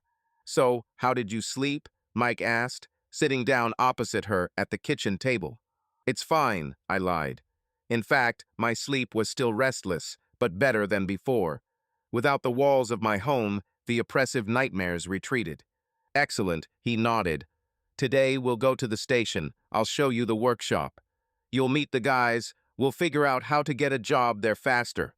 "Great," I said, genuinely happy at the opportunity to occupy myself with something. "Are you sure the management won't be against it?" "I already talked to the boss." Mike waved his hand. "He's glad I found a replacement for Bill. Formally, the registration will be by the end of the month, but you can leave tomorrow, slowly integrate. True, there will be no payment yet officially, but I think it's a matter of time." "It's okay, I'll manage." I thanked my friend with a look. His support seemed priceless to me. "Oh, come on," he chuckled. "What about our age? The main thing is that you have something to occupy your mind with, otherwise you'll wear yourself out." He was right. I needed physical labor and new surroundings like air to keep from getting stuck on the pain. At the fire station, I was greeted with curiosity. Mike introduced me to the guys as an old friend. In the repair garage, I met the chief mechanic Bill, an elderly man of about 60, good-natured. He was glad to have new hands. He showed me the equipment, the stands, the cabinets with tools. Fire trucks have their own specifics, but I quickly got the hang of it. I used to tinker with our service equipment between calls. I spent the rest of the evening helping Bill change the oil in the fire truck and install new brake lines. The work was so much fun that for a few hours I almost forgot about my worries. At the end of the shift, my hands and shirt were covered in oil, but for the first time in a long time, I felt something like satisfaction. I see, the man has come to life, Mike teased me as we drove home. Before, he was walking around like a zombie. I smiled sincerely for the first time. You know better. Thank you for dragging me by the scruff of the neck into life. You're welcome. He clapped me on the shoulder right behind the wheel. Listen, what are you doing tonight? Nothing special, I shrugged. I had no other options anyway. What? The guys from the unit and I wanted to go to a bar and watch football. They show the college league on Tuesdays. Mike looked at me. Let's go, have some fun. I hesitated. A noisy place, people I wasn't in the mood yet. But he was right. Sitting and moping was worse. Okay, I'll go, I agreed. But I'm not much of a company right now. It's fine, he waved it off. You'll sit, drink some beer, and look at the girls. I snorted. I don't care about looking at girls like I don't care about the moon. But I didn't argue. In the evening, we went to a local sports bar. Mike brought 3 of his coworkers with him. I knew them all in passing. They were great guys. They tactfully didn't ask about my problems. They just chatted about their own. I was immersed in watching the game on the screen. Football was really distracting. During the break, while people were heading to the toilets and for more drinks, I went to the bar to get some mineral water. I tried not to overdo it with alcohol. That's when I saw her for the first time. A short, slender woman, perhaps in her early 30s, sat 2 chairs away from me, waiting for her order. Her light brown hair was pulled back into a ponytail, and she wore elegant, thin-framed glasses. She was clearly not a football fan. There was a half-finished cocktail in front of her, and her eyes were thoughtfully directed somewhere past the screen. Perhaps she was waiting for someone or whiled away the evening. I took a furtive breath. I hadn't paid attention to anyone for a long time, and now I suddenly felt a strange curiosity. She exuded calmness among the general noise of the bar. The bartender placed a bottle of mineral water in front of me. I turned to go, and at that moment the woman accidentally dropped her phone from the counter. The device fell right at my feet. "Damn," she blurted out. I got ahead of her, picked up the phone. It seemed to be intact. I handed it to her. "Please." She smiled gratefully. "Thank you very much." It was awkward. "It's nothing," I replied. "It's good that I didn't crash." "Yes," she twirled it, checking. "It seems to work. Good luck." We exchanged smiles. I was about to return to the table when she suddenly asked, "You're not much of a fan either, are you?" I looked at him in surprise. "What makes you think that?" She shrugged slightly, winking. "Mineral water in the heat of a match is a bold choice." I couldn't help but smile. "You're probably right. There are a few other thoughts." "Then we're on the same path," she sighed, tapping her fingernail on her glass of ice. "I'm stuck in our city for a couple of days because of work, sitting here out of boredom. And there are fans all around, yelling something." She said it in such a funny, resigned tone that I even chuckled. "Business trip?" I continued the conversation. "I don't know why." "Something like that," she nodded. "A seminar. I'm a pharmacist. I came to a conference on medical drugs. And here, it turns out, there's a match at every turn." "I understand. Our town is full of fans," I agreed. "Did they bother you with the noise?" "No." She took off her glasses and rubbed the bridge of her nose. "I'm just out of touch with bars. I haven't been out like this for a long time. I feel like a black sheep." "We are similar in this," I admitted, taking a sip of water. "I am also a rare guest in such places. I have also fallen out of the habit." She bowed her head slightly. "Then I'm glad to meet 2 hermits. By the way, my name is Emily. Aaron, I replied. Nice to meet you, Emily. We shook hands, formally, but somehow the gesture suddenly filled me with warmth. Emily had a soft hand and a firm handshake. Are you a local? She asked. Yes, I was born and raised here, I confirmed. Although I used to be a fireman, I spent almost half my time on calls. I didn't sit at home. Firefighters. Her eyes widened with interest. Great. And now? Now, I'll work as a mechanic, I answered. I didn't go into details about changing my profession due to an injury. I didn't want to feel sorry for him. I help a friend with his cars. That's good too, Emily nodded. I'm completely on the cutting edge with technology. The bartender brought her order a plate of nachos. She put down her cocktail, took a bite of a chip, and winced. It's already cooled down. We missed the moment, I noted. I think so, she laughed quietly. I liked her laugh, quiet, slightly hoarse. Behind me, someone from our team started calling me. The second half had begun. I looked back. Mike was waving his hand. Friends? Emily realized. Yeah, they're calling me back, I confirmed. Go ahead, she nodded, putting her glasses back on. Thanks for the company. It was nice to meet you, I said sincerely. Likewise, Aaron, she smiled. Good luck to you. I returned to the table. Mike leaned towards me with a grin. I see our firefighter has perked up. How is she? Who? I didn't understand. Yes, that beauty in glasses you were chatting with. He nudged her with his elbow. You saw, we got to talking.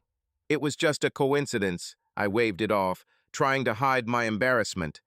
I picked up the phone for her, and we exchanged a few words. She's pretty, one of the guys winked. I'd ask her out on a date. Are you crazy? I snapped, pouring myself a beer. Have you forgotten what I'm going through right now? I don't have time. Okay, Mike raised his hands peacefully. No one is forcing you to get married, but it wouldn't hurt to take a break. I just shook my head, pretending to focus on the game, but in reality my thoughts were spinning around Emily, the unexpected ray of light in my dark forest. I found myself hoping to see her again, even if only by chance. This thought was both scary and warmed my soul. The day after that bar, I caught myself thinking about Emily several times. It was strange and even a little scary. I barely knew her, but I was drawn to remember her smile. Maybe it was just that I hadn't communicated easily with anyone new in a long time. However, most likely, she would leave. She said she was passing through. That evening, after unpacking my things in my room and chatting with Mike in the kitchen, I suddenly felt uneasy, as if I was missing something. Mike turned on a TV series, but I couldn't sit still. Finally, I made up my mind. I took the keys to the pickup. Where are you going? Mike raised an eyebrow. Go for a ride, I replied casually. Get some air. He chuckled. Have a happy sip. I knew where I was going. The bar we'd been to yesterday was in the city center. It was probably crazy to expect to meet her there, but my legs carried me there. I kept telling myself, I'll have a coffee and leave, nothing special. But my heart was beating faster than usual. There were fewer people in the bar, a weekday evening, not a match. I walked in, casting a quick glance around, and I saw, yes, she was there, sitting at the same table in the corner, a notepad and pen in front of her, writing something, stirring her cocktail with a straw. I felt relieved. I walked over, trying not to look too happy. Hello, I didn't expect to meet you. Emily looked up and smiled in surprise. Oh, hello, Aaron. Are you planning on having another evening of memories? I laughed. You've read my thoughts. Can I sit down? Of course, she nodded at the empty chair. I've brazenly taken up an entire table with my scribbles. I gestured towards her notebook. If it's not a secret, what do you write? Emily tucked a strand of hair behind her ear. It's nothing. I'm drafting a report on the conference. To present to the boss tomorrow. Dry bureaucracy. I see, I nodded. How was the conference, by the way? Useful. Enough, she replied. They presented new drugs, contacts. But it's all work. I was thinking more about how to spend the evenings in a strange city. The city is foreign, but the bar is already ours, I joked. She smiled. Well noted. By the way, what brought you here again? I shrugged, looking into the glass of water the waiter brought. I don't even know. It was nice to chat yesterday. I guess I wanted to do it again. Emily looked closely. Let me be honest. Me too. I raised my eyebrows. Is it true? Uh-huh. She leaned her elbow on the table, tilting her head slightly. You seemed like a person. Deep. You don't often meet people like that in bars these days. I was embarrassed. Yes, deep. Rather, battered by life. There are many of us who have been beaten, she said softly. Each one carries his own suitcase of stones. Fair enough, I sighed. You probably have your own too. She looked away slightly. It's easier to bear now. I got divorced 2 years ago. I nodded in surprise. I didn't think she would open up so easily. Regret. Thank you. But it's all in the past now. Emily thoughtfully twirled her glass. We lived together for 10 years, but it didn't work out. He was a good man, it's just, we've become different. I understand, I answered quietly. My heart sank, so that's why it seemed to me that she understood me at a glance. We are from the same planet of divorced people. Sorry, I don't want to burden you. She pulled herself up short. I was talking about myself. And you, are you married? I hesitated for a second. At the moment, formally yes. But we broke up. Very recently. Emily smiled sadly. That's what I thought. Sorry again, it's none of my business. No, everything is fine. I met her warm gaze and suddenly felt the desire to tell more. We were together for 17 years. We have a daughter. And recently, everything collapsed. I squeezed the glass, trying to keep myself in check. Emily said quietly, I'm really sorry. Thank you, I exhaled. I'm probably not ready to talk about this much. No need, she shook her head. I know how painful it is when the traces are fresh. We sat in silence for a few seconds in the buzzing bar. There was a surprising understanding in that silence. Finally, to diffuse the tension, I chuckled. Yesterday, the guys were egging me on, like, go up to her, let's get acquainted. And I said, are you out of your mind? I just got out of one story. Emily laughed, turning slightly pink. Ah, so that's it. So they noticed then. Probably, I smiled. Forgive me if I'm tactless. It's just that fate is a villain right now. I met a nice person, and I have baggage. It's more interesting with luggage, she countered with a smile. There's no life without scars. You're a good conversationalist, Aaron. I feel calm with you. These simple words suddenly touched me to the depths of my soul. I hoarsely answered, Thank you. I feel very comfortable with you too. We sat there, talking about everything under the sun: work, movies, music, even culinary failures. The conversation flowed as if we were old friends. She told me she lived in Tulsa. Oh, so she's from Tulsa, I thought. It's about a 2-hour drive from here, not that far. I told her I was staying with friends for now and starting a new job as a mechanic. She joked that if her car broke down, she knew who to go to. I said I'd be happy to help. Time flew by. Her cocktail was long gone. My coffee had gone cold. The bar was getting ready to close. It was already around 11 p.m. Emily looked at her watch and became alarmed. Oh, I have to go to a seminar early tomorrow. Time to run to bed. Of course, I stood up, helping her gather her papers. Shall I walk you home? Where are you staying? At the hotel 2 blocks from here, she replied. Come on, I'll get some fresh air too. We walked out together onto the quiet night street. The street lamps illuminated the sidewalk. I walked alongside, suddenly feeling an almost youthful excitement. Emily, I began hesitantly as the entrance to her hotel came into view. Can I have your phone number? I understand you're from out of town. She smiled.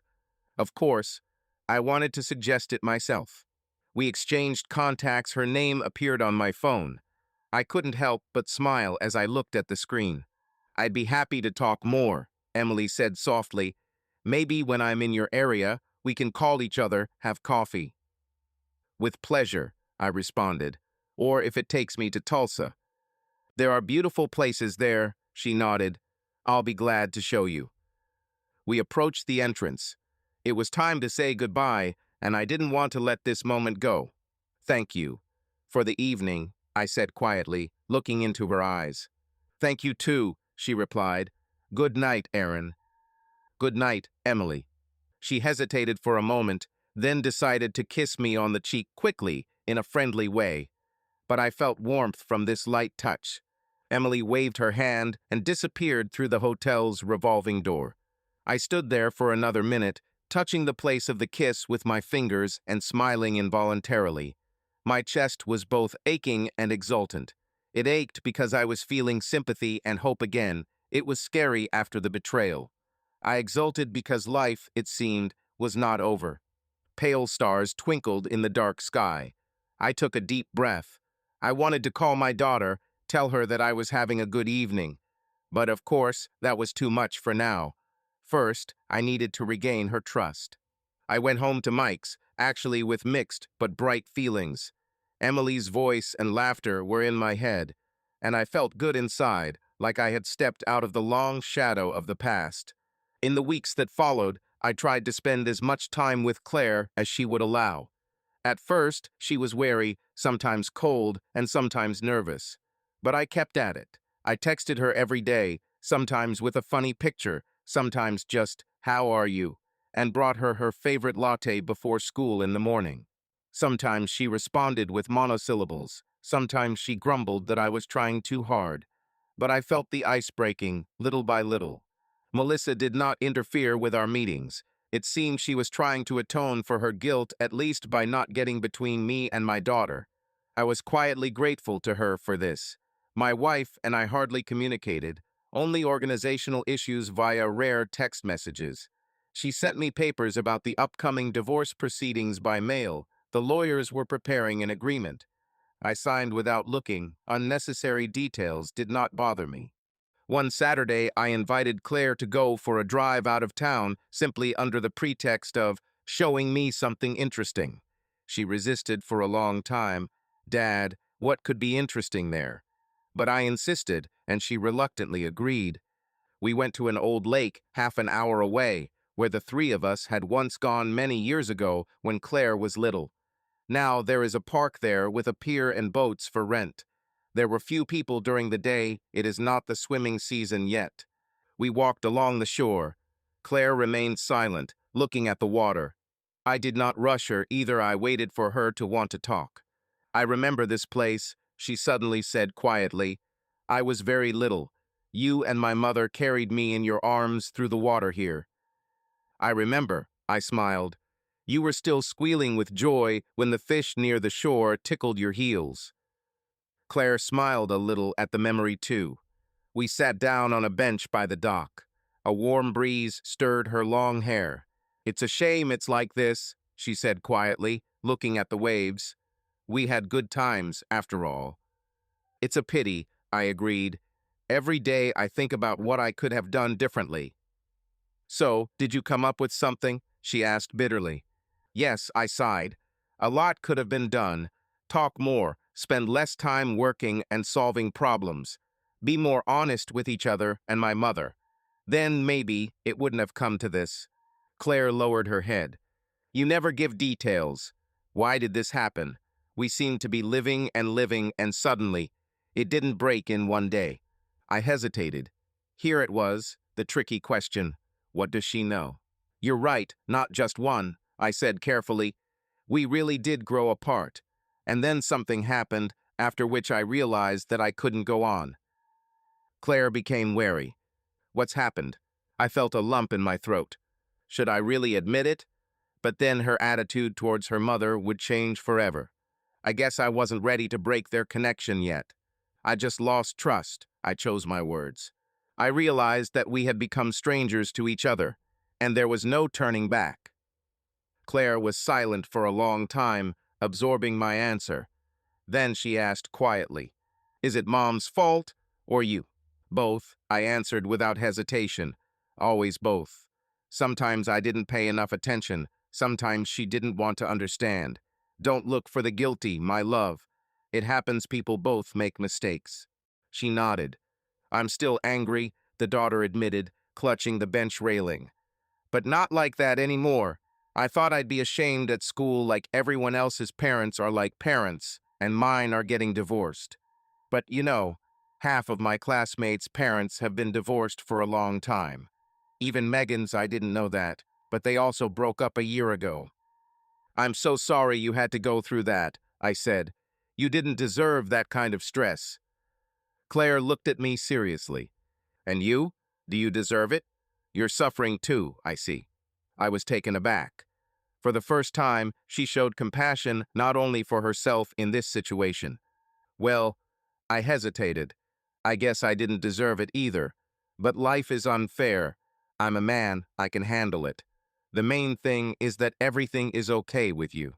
I'll be okay with you being here, she said quietly, her voice shaking. Dad, I thought I hated you for leaving. But now. I put my arm around her shoulders. What now? She sobbed, but smiled through her tears. Now I know that you are the best dad anyone could wish for, and I don't want to lose you. My eyes also became moist. I hugged my daughter tightly, pressing her to myself. And you won't lose it, I whispered. Never, do you hear? I'm here. We sat there for a long time until her crying subsided. Then she pulled away and wiped her eyes. Oh, I got all your eyelashes wet. I laughed. Nonsense. Dad, she suddenly began, embarrassed. I wanted to ask. You have... Well, how are you now? All alone? The question caught me off guard. Just one for now, I answered honestly. It's too early to think about that. And then Mom kept asking if you had someone. She bit her lip. Did Mom ask? I was surprised. Claire nodded. Yes, I let it slip once. Maybe Dad has a new woman, since he doesn't love us. I winced. She said nonsense. First of all, I love you for sure, and her. I never stopped respecting her as the mother of my daughter. And about the woman, no, I didn't leave for another, if that's what you mean. Claire nodded in relief. I see. Sorry for asking. I was just wondering. Maybe you ever. She hesitated. I gently ruffled her hair. If suddenly someday you will be one of the first to know, I promise. But it is too early. She smiled. I decided I could ask. And how are you? Is everything okay with Ty? Tyler is her boyfriend, whom she has been dating for the past year. Claire smirked. It's normal.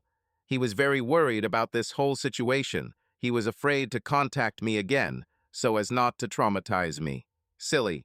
Well, he's a good guy, I approved. Take care of him. I know, she sighed. Don't worry, we're okay. I nodded. Gradually, the conversation turned to her plans after graduation. Claire dreamed of going to college in another state. She talked about special courses, the upcoming SAT. I listened, nodded, and offered to help pay for tutors. My daughter was surprised, but she did not refuse. It seemed that my involvement pleased her. That evening, I brought her home after dark.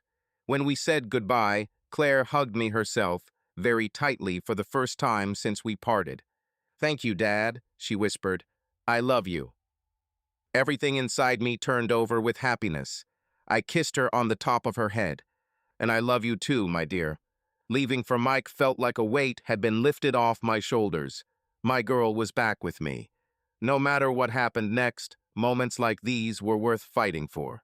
Half a year has passed. Autumn gave way to winter, and then spring was not long in coming. During this time, much settled down. I rented a small apartment closer to the center, a one-room apartment in a quiet area. After Mike's hospitable home, I felt a little lonely at first, but I got used to it. But now I had the freedom to host Claire, and she happily came to visit me on weekends. We cooked dinner together, watched movies, sometimes we even laughed heartily, which hadn't happened for a long time. In her room at her mother's house, she was still alone, according to her. The relationship between her and Melissa remained cool, but it seemed to be improving little by little. Time heals. Melissa, we got divorced officially in the winter. Everything went without unnecessary scenes. She got the house, I got the car, and we divided the savings equally. No alimony, no custody disputes. Claire is almost an adult. She decides for herself where to be. My ex-wife had the opportunity to start over, just like me. We hardly crossed paths. We talked on the phone a couple of times about Claire's affairs politely, dryly. She tried to thank me for not turning her daughter against her. I replied that I did it not for her sake, but for Claire's. That was all. My job at the station was going well. Bill handed over everything to me and retired in March, and I officially took over as chief mechanic. The team accepted me as one of their own. Sometimes I even brought Claire and she would come look at the garage. We would tinker with the old SUV I had bought cheap at auction and was slowly restoring. My daughter laughed that I was trying to make her into a mechanic, but she loved spending time with me like that. And then there were the weekends when I would race down Interstate 44 toward Tulsa. Or the other way around, Emily's silver sedan would show up at my house on a Friday night. We would meet midway through the trip in small towns where we would discover fun cafes and parks, or we would visit each other. These 6 months were a revelation to me. It turns out I can still love and be loved. Yes, I took a risk. I let Emily into my heart. At first, I was ridiculously cautious.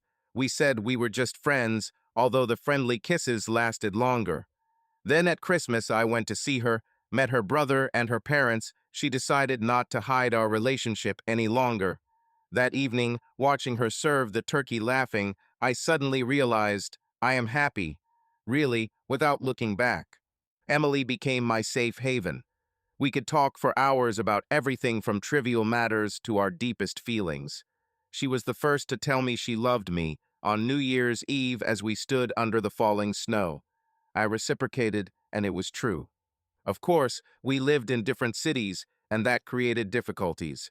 But the distance of 100 miles did not scare either of us, especially since I now had my own car, and she had her own car, so we could easily visit each other once a week. Sometimes Emily would say jokingly, "I should move closer to you." And deep down I hoped that someday it would happen. But we were in no hurry. We had both been burned before. We wanted to do everything measuredly. Claire knew about my friend. I didn't keep it a secret for long.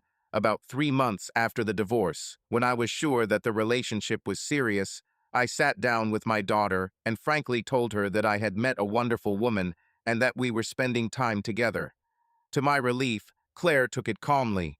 I think she was even happy for me, although she asked sternly, "Does Mom know?" I answered that Melissa hadn't asked, and we didn't discuss each other's personal lives.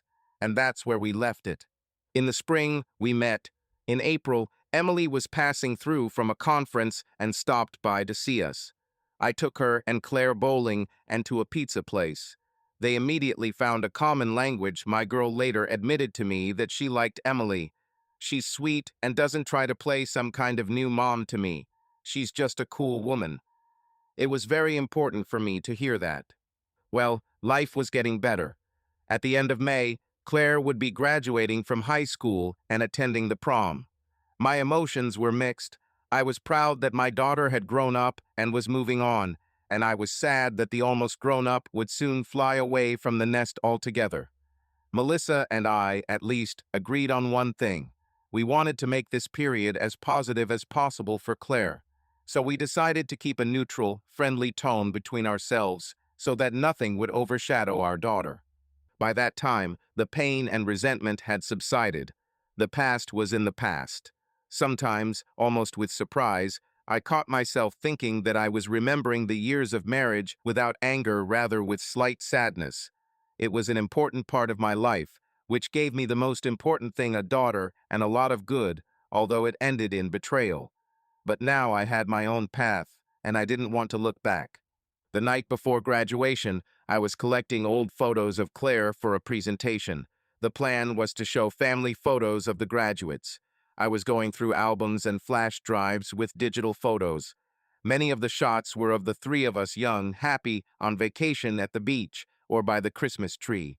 There was Claire on my shoulders in the pool, both of us having fun. There was Melissa holding our newborn daughter in the hospital, and I was kissing my wife on the forehead, such a proud dad. I looked and felt a strange peace. Yes, these moments were happy, and they can't be erased or stained even by what happened later. I decided to include everything in the presentation, the photos with Melissa too. She will always be Claire's mother, and our daughter cherishes these memories. Emily was sitting next to me that evening, looking through the pictures with me. She hugged me and asked, "Is it okay for you to look at the old stuff? Doesn't it hurt?" I thought about it and answered honestly, "It's fine. The past can't be brought back, but it doesn't hurt me anymore." She pressed herself against my shoulder. "I'm glad. You are a very strong person, Erin." I covered her hand with mine. "It wouldn't have been possible without you and Claire." Emily smiled softly, and we kissed, no longer looking back at the ghosts of yesterday. New memories lay ahead of us, and I was ready to create them. As I look back on the past year, my thoughts can't help but return to that late autumn day when Melissa made her last attempt to bring back our past. It was early December. We were just signing a divorce agreement with a lawyer, business formalities, all decorous and dry. After signing, Melissa asked, "Can we talk alone, Erin? Please." The lawyer tactfully left us in the conference room. I was internally wary. Why? Everything was clear. But Melissa looked determined. Apparently, she was preparing for this conversation. "I'm listening," I said quietly, looking at her across the table. She was nervously fiddling with a pen lying next to the signed papers. She was wearing a formal gray suit. Perhaps she had come from work. She looked better than I expected, collected, a little thinner. Only her eyes betrayed the tension. "Erin," she began hesitantly, "now that it's almost decided, I'd like to tell you." What to say? I remained neutral. She took a deep breath. "I regret everything, and I miss you." I remained silent, clenching my fingers. "You may not believe it," she continued quickly, "but there isn't a day that goes by that I don't blame myself. I ruined our family. Getting involved with Trevor was the worst mistake of my life. By the way, I broke everything off with him right then and there. He's nothing to me." I nodded slightly, as if to say, "I understand." "I even quit the hospital," she added suddenly. "I moved to another one. I couldn't work there after everything. It was too painful a reminder." I didn't know that, but I kept silent, letting her speak out. Melissa peered at me as if trying to read any emotion. Her voice trembled. "I can't forgive you, I know. But, I have to say, I would give anything to have you back, to have things like before. Better than before. I will try my best." She fell silent, apparently hoping for an answer.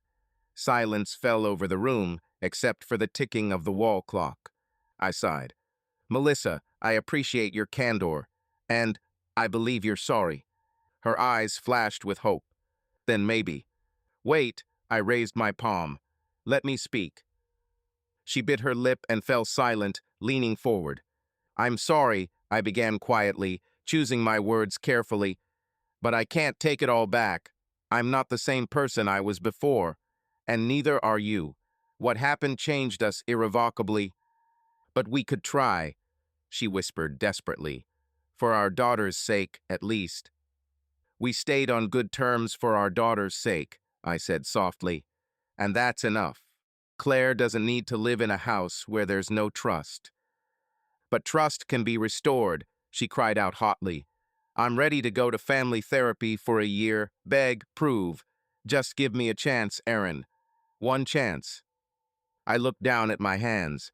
Surprisingly, her pleas were no longer tearing me apart. Only sadness and regret that it had gone so far that we were sitting here like this. "We can't," I said firmly. "Too much has been broken. I don't want to spend my whole life looking back and tormenting myself or you with suspicions." "It's my fault," she sobbed, and tears streamed down her cheeks. "I know, but people forgive betrayals and move on." "Maybe," I nodded, "but I'm not like that. I won't be able to fully respect myself if I pretend that nothing happened." Melissa covered her face with her hands. "So, it's all in vain." I stood up and walked around the table, handing her a box of tissues. She looked up at me with wet eyes. "You don't love me anymore, do you?" This question hurt me deeply. I once loved her madly, but my feelings died the day I saw her with another. As a wife, no, I admitted quietly. As a loved one and Claire's mother, I care about you. I don't wish you harm, really, and I forgive you, but we can't be together. She swallowed convulsively, wiping away tears. Understand. I leaned on the edge of the table, looking down at our signature on the divorce agreement. Someday you will forgive yourself too, I said, and you will meet another man. You are a good man. You were a good wife until... Anyway, you have the right to be happy, just not with me. She looked at me for a long time, then nodded. Thank you. For these words, I don't deserve it, but thank you. We were silent for a while. I felt relieved that I had told the truth and had not lashed out at her with accusations. It had all been lived through. Finally, Melissa exhaled and straightened up. Well, I'll respect your decision. You're the most worthy man I know, and the best father to Claire. I'm glad she spends more time with you. I'm glad too, I responded warmly. She gathered up the papers and put them in a folder. She looked devastated, but some weight seemed to have been lifted from her shoulders, at least the uncertainty. I think I'll go away for a while, she said suddenly. I'll rest.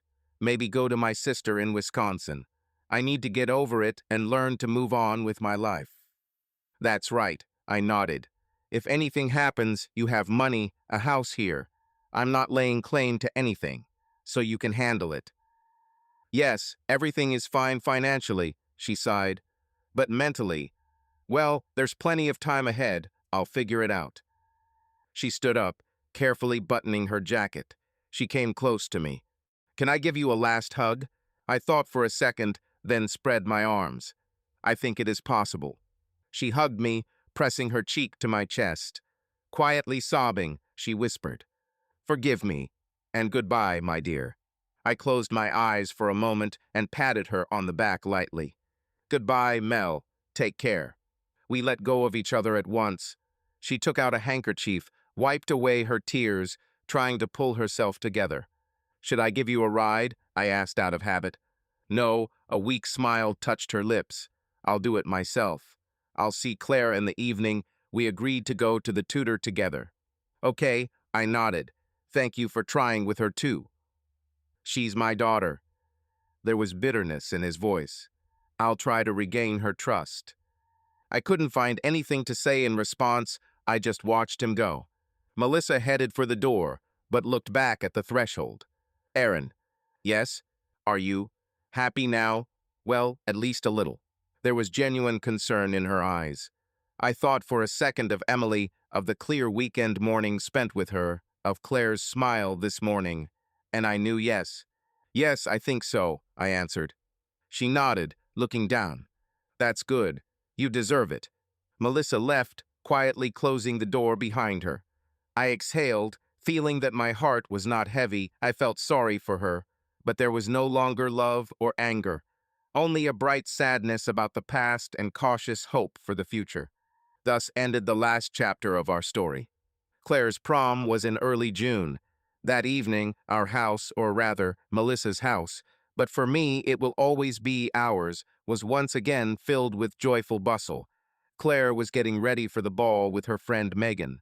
The girls locked themselves in their bedroom and spent an hour getting beautiful dresses, makeup, hair. I arrived early, bringing Claire a bouquet of white roses, as I had once promised to give her for graduation. Melissa greeted me at the door with a smile, a real, warm one, the likes of which I had not seen in a long time. Tears of joy for her daughter sparkled in her eyes. At that moment, there was a complete truce between us for the sake of our graduation. Hello, I said quietly. How are you? Are the girls ready? Almost, she whispered, so as not to disturb the beautiful ladies. Come in, Aaron. Thank you for coming early. Of course, I stepped over the threshold, remembering the countless times I had entered this house. Everything seemed familiar and yet strange, but now was not the time for nostalgia. Melissa poured me some tea, and we waited in silence for the princesses to appear. A few minutes later, the bedroom door swung open and Claire appeared on the threshold, I barely recognized my girl. In a luxurious long champagne-colored dress on heels with an elegant hairdo, she looked like a young lady. I froze, looking at her with a mixture of pride and trepidation. Megan was peeking out from behind in a soft blue dress, also a beauty, but for me the whole world froze on my daughter. "Well, what do you think?" Claire asked coquettishly, spinning around. The hem of her dress flew out easily. "Oh my God," Melissa whispered, putting her hand to her lips. "You're beautiful, darling." "Our little one is all grown up," I added, feeling a lump rise in my throat. "You're amazing, Claire. Here, this is for you." I handed her a bouquet of white roses. She flushed with pleasure, took the flowers, and unexpectedly kissed me on the cheek. "Thank you, Dad. I remember you promised roses, and you didn't forget." I just smiled.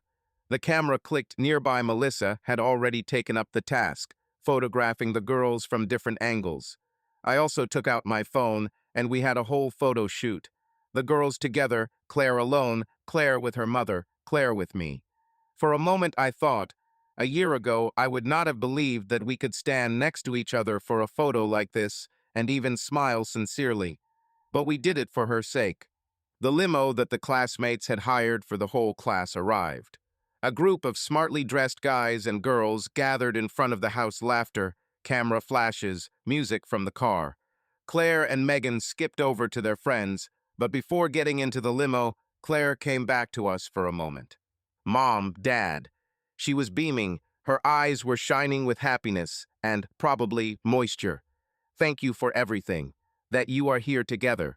It means a lot to me." Melissa and I looked at each other and then simultaneously hugged our girl from both sides, carefully so as not to wrinkle her dress. "Have fun, darling," Melissa said, kissing her on the cheek. "Yeah, but don't worry about anything," I added. "It's your night. We love you." Claire kissed her mother, then me. Then, taking a deep breath, she ran to join her friends in the limo. We waved as the car disappeared around the corner, carrying the graduates away to youth and fun. Left alone on the porch, Melissa and I stood in silence for another minute, digesting our emotions. Then she exhaled. "It seems that's it. Our girl has grown up." "Yeah." I ran my hand over my face, trying to drive away the wave of memories that had washed over me. Here she is, tiny, taking her first steps on this very porch. "Don't tell me, or I'll start crying." Melissa smiled softly at me. "You've always been sentimental at heart." "Perhaps," I chuckled. "Better tell me, how are you? Are you holding up?" "Yes." She looked away at the empty street. "I never went as far as I planned. I stayed for her, and I don't regret it. We've become closer in recent months. I'm so glad about that." "Me too," I nodded. "You're great." She discreetly wiped the corner of her eye. "Well, I think we both need to rest. See you at the ceremony tomorrow." "Of course," I confirmed. "See you tomorrow." "See you tomorrow, Erin," she answered quietly. I walked down the steps and toward my car, parked 2 houses away. I glanced back for a moment. Melissa was standing in the doorway, silhouetted in the beams of the streetlight, waving goodbye. I waved back.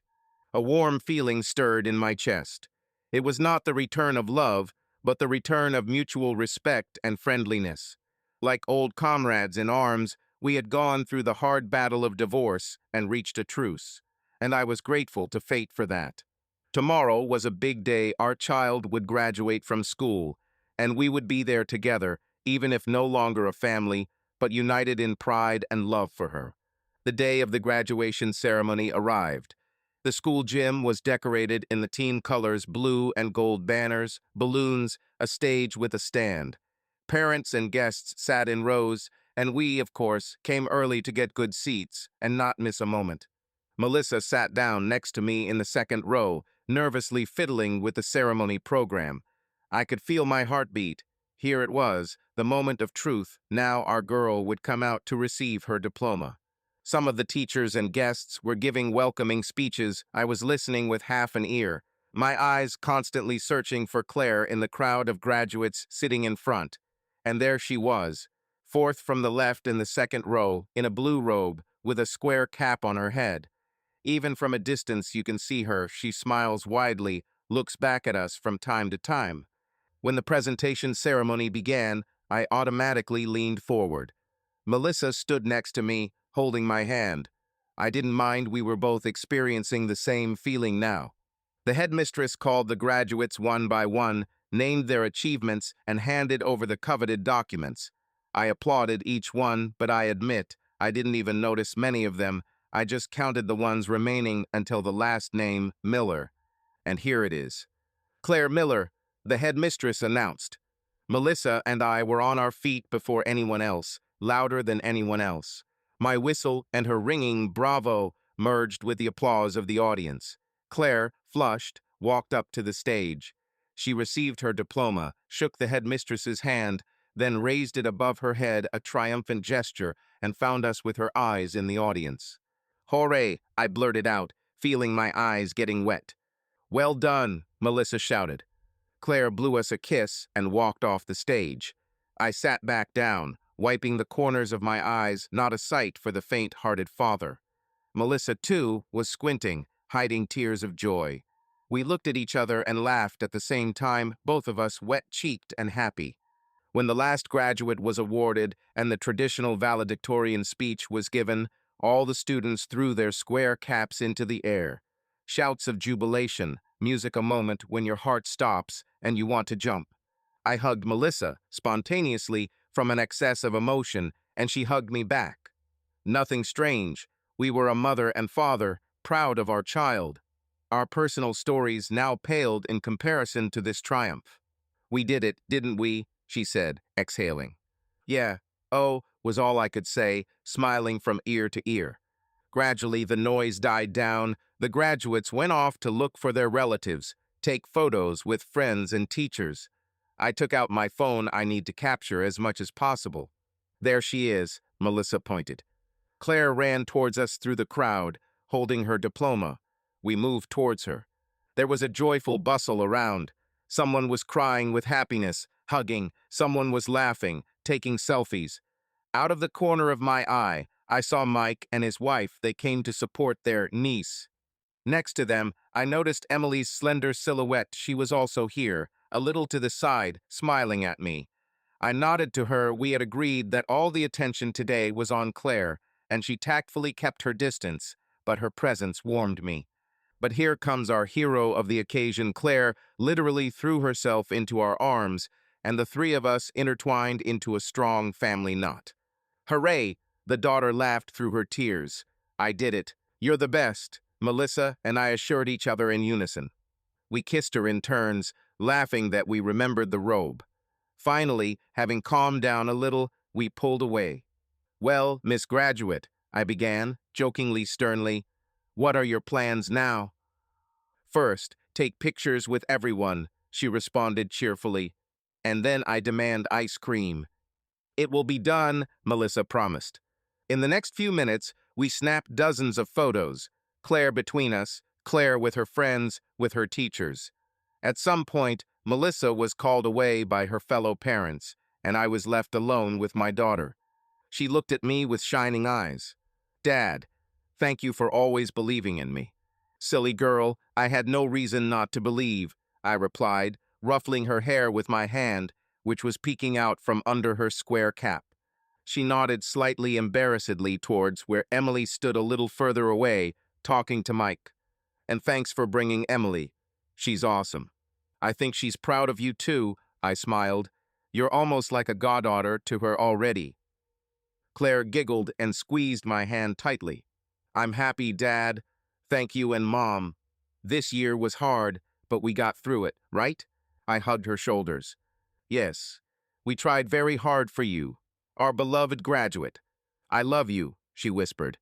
I held back another lump of emotions. It seemed that their limit had already been exhausted for the day. "Let's go find Mom," I said, "and ice cream on the way."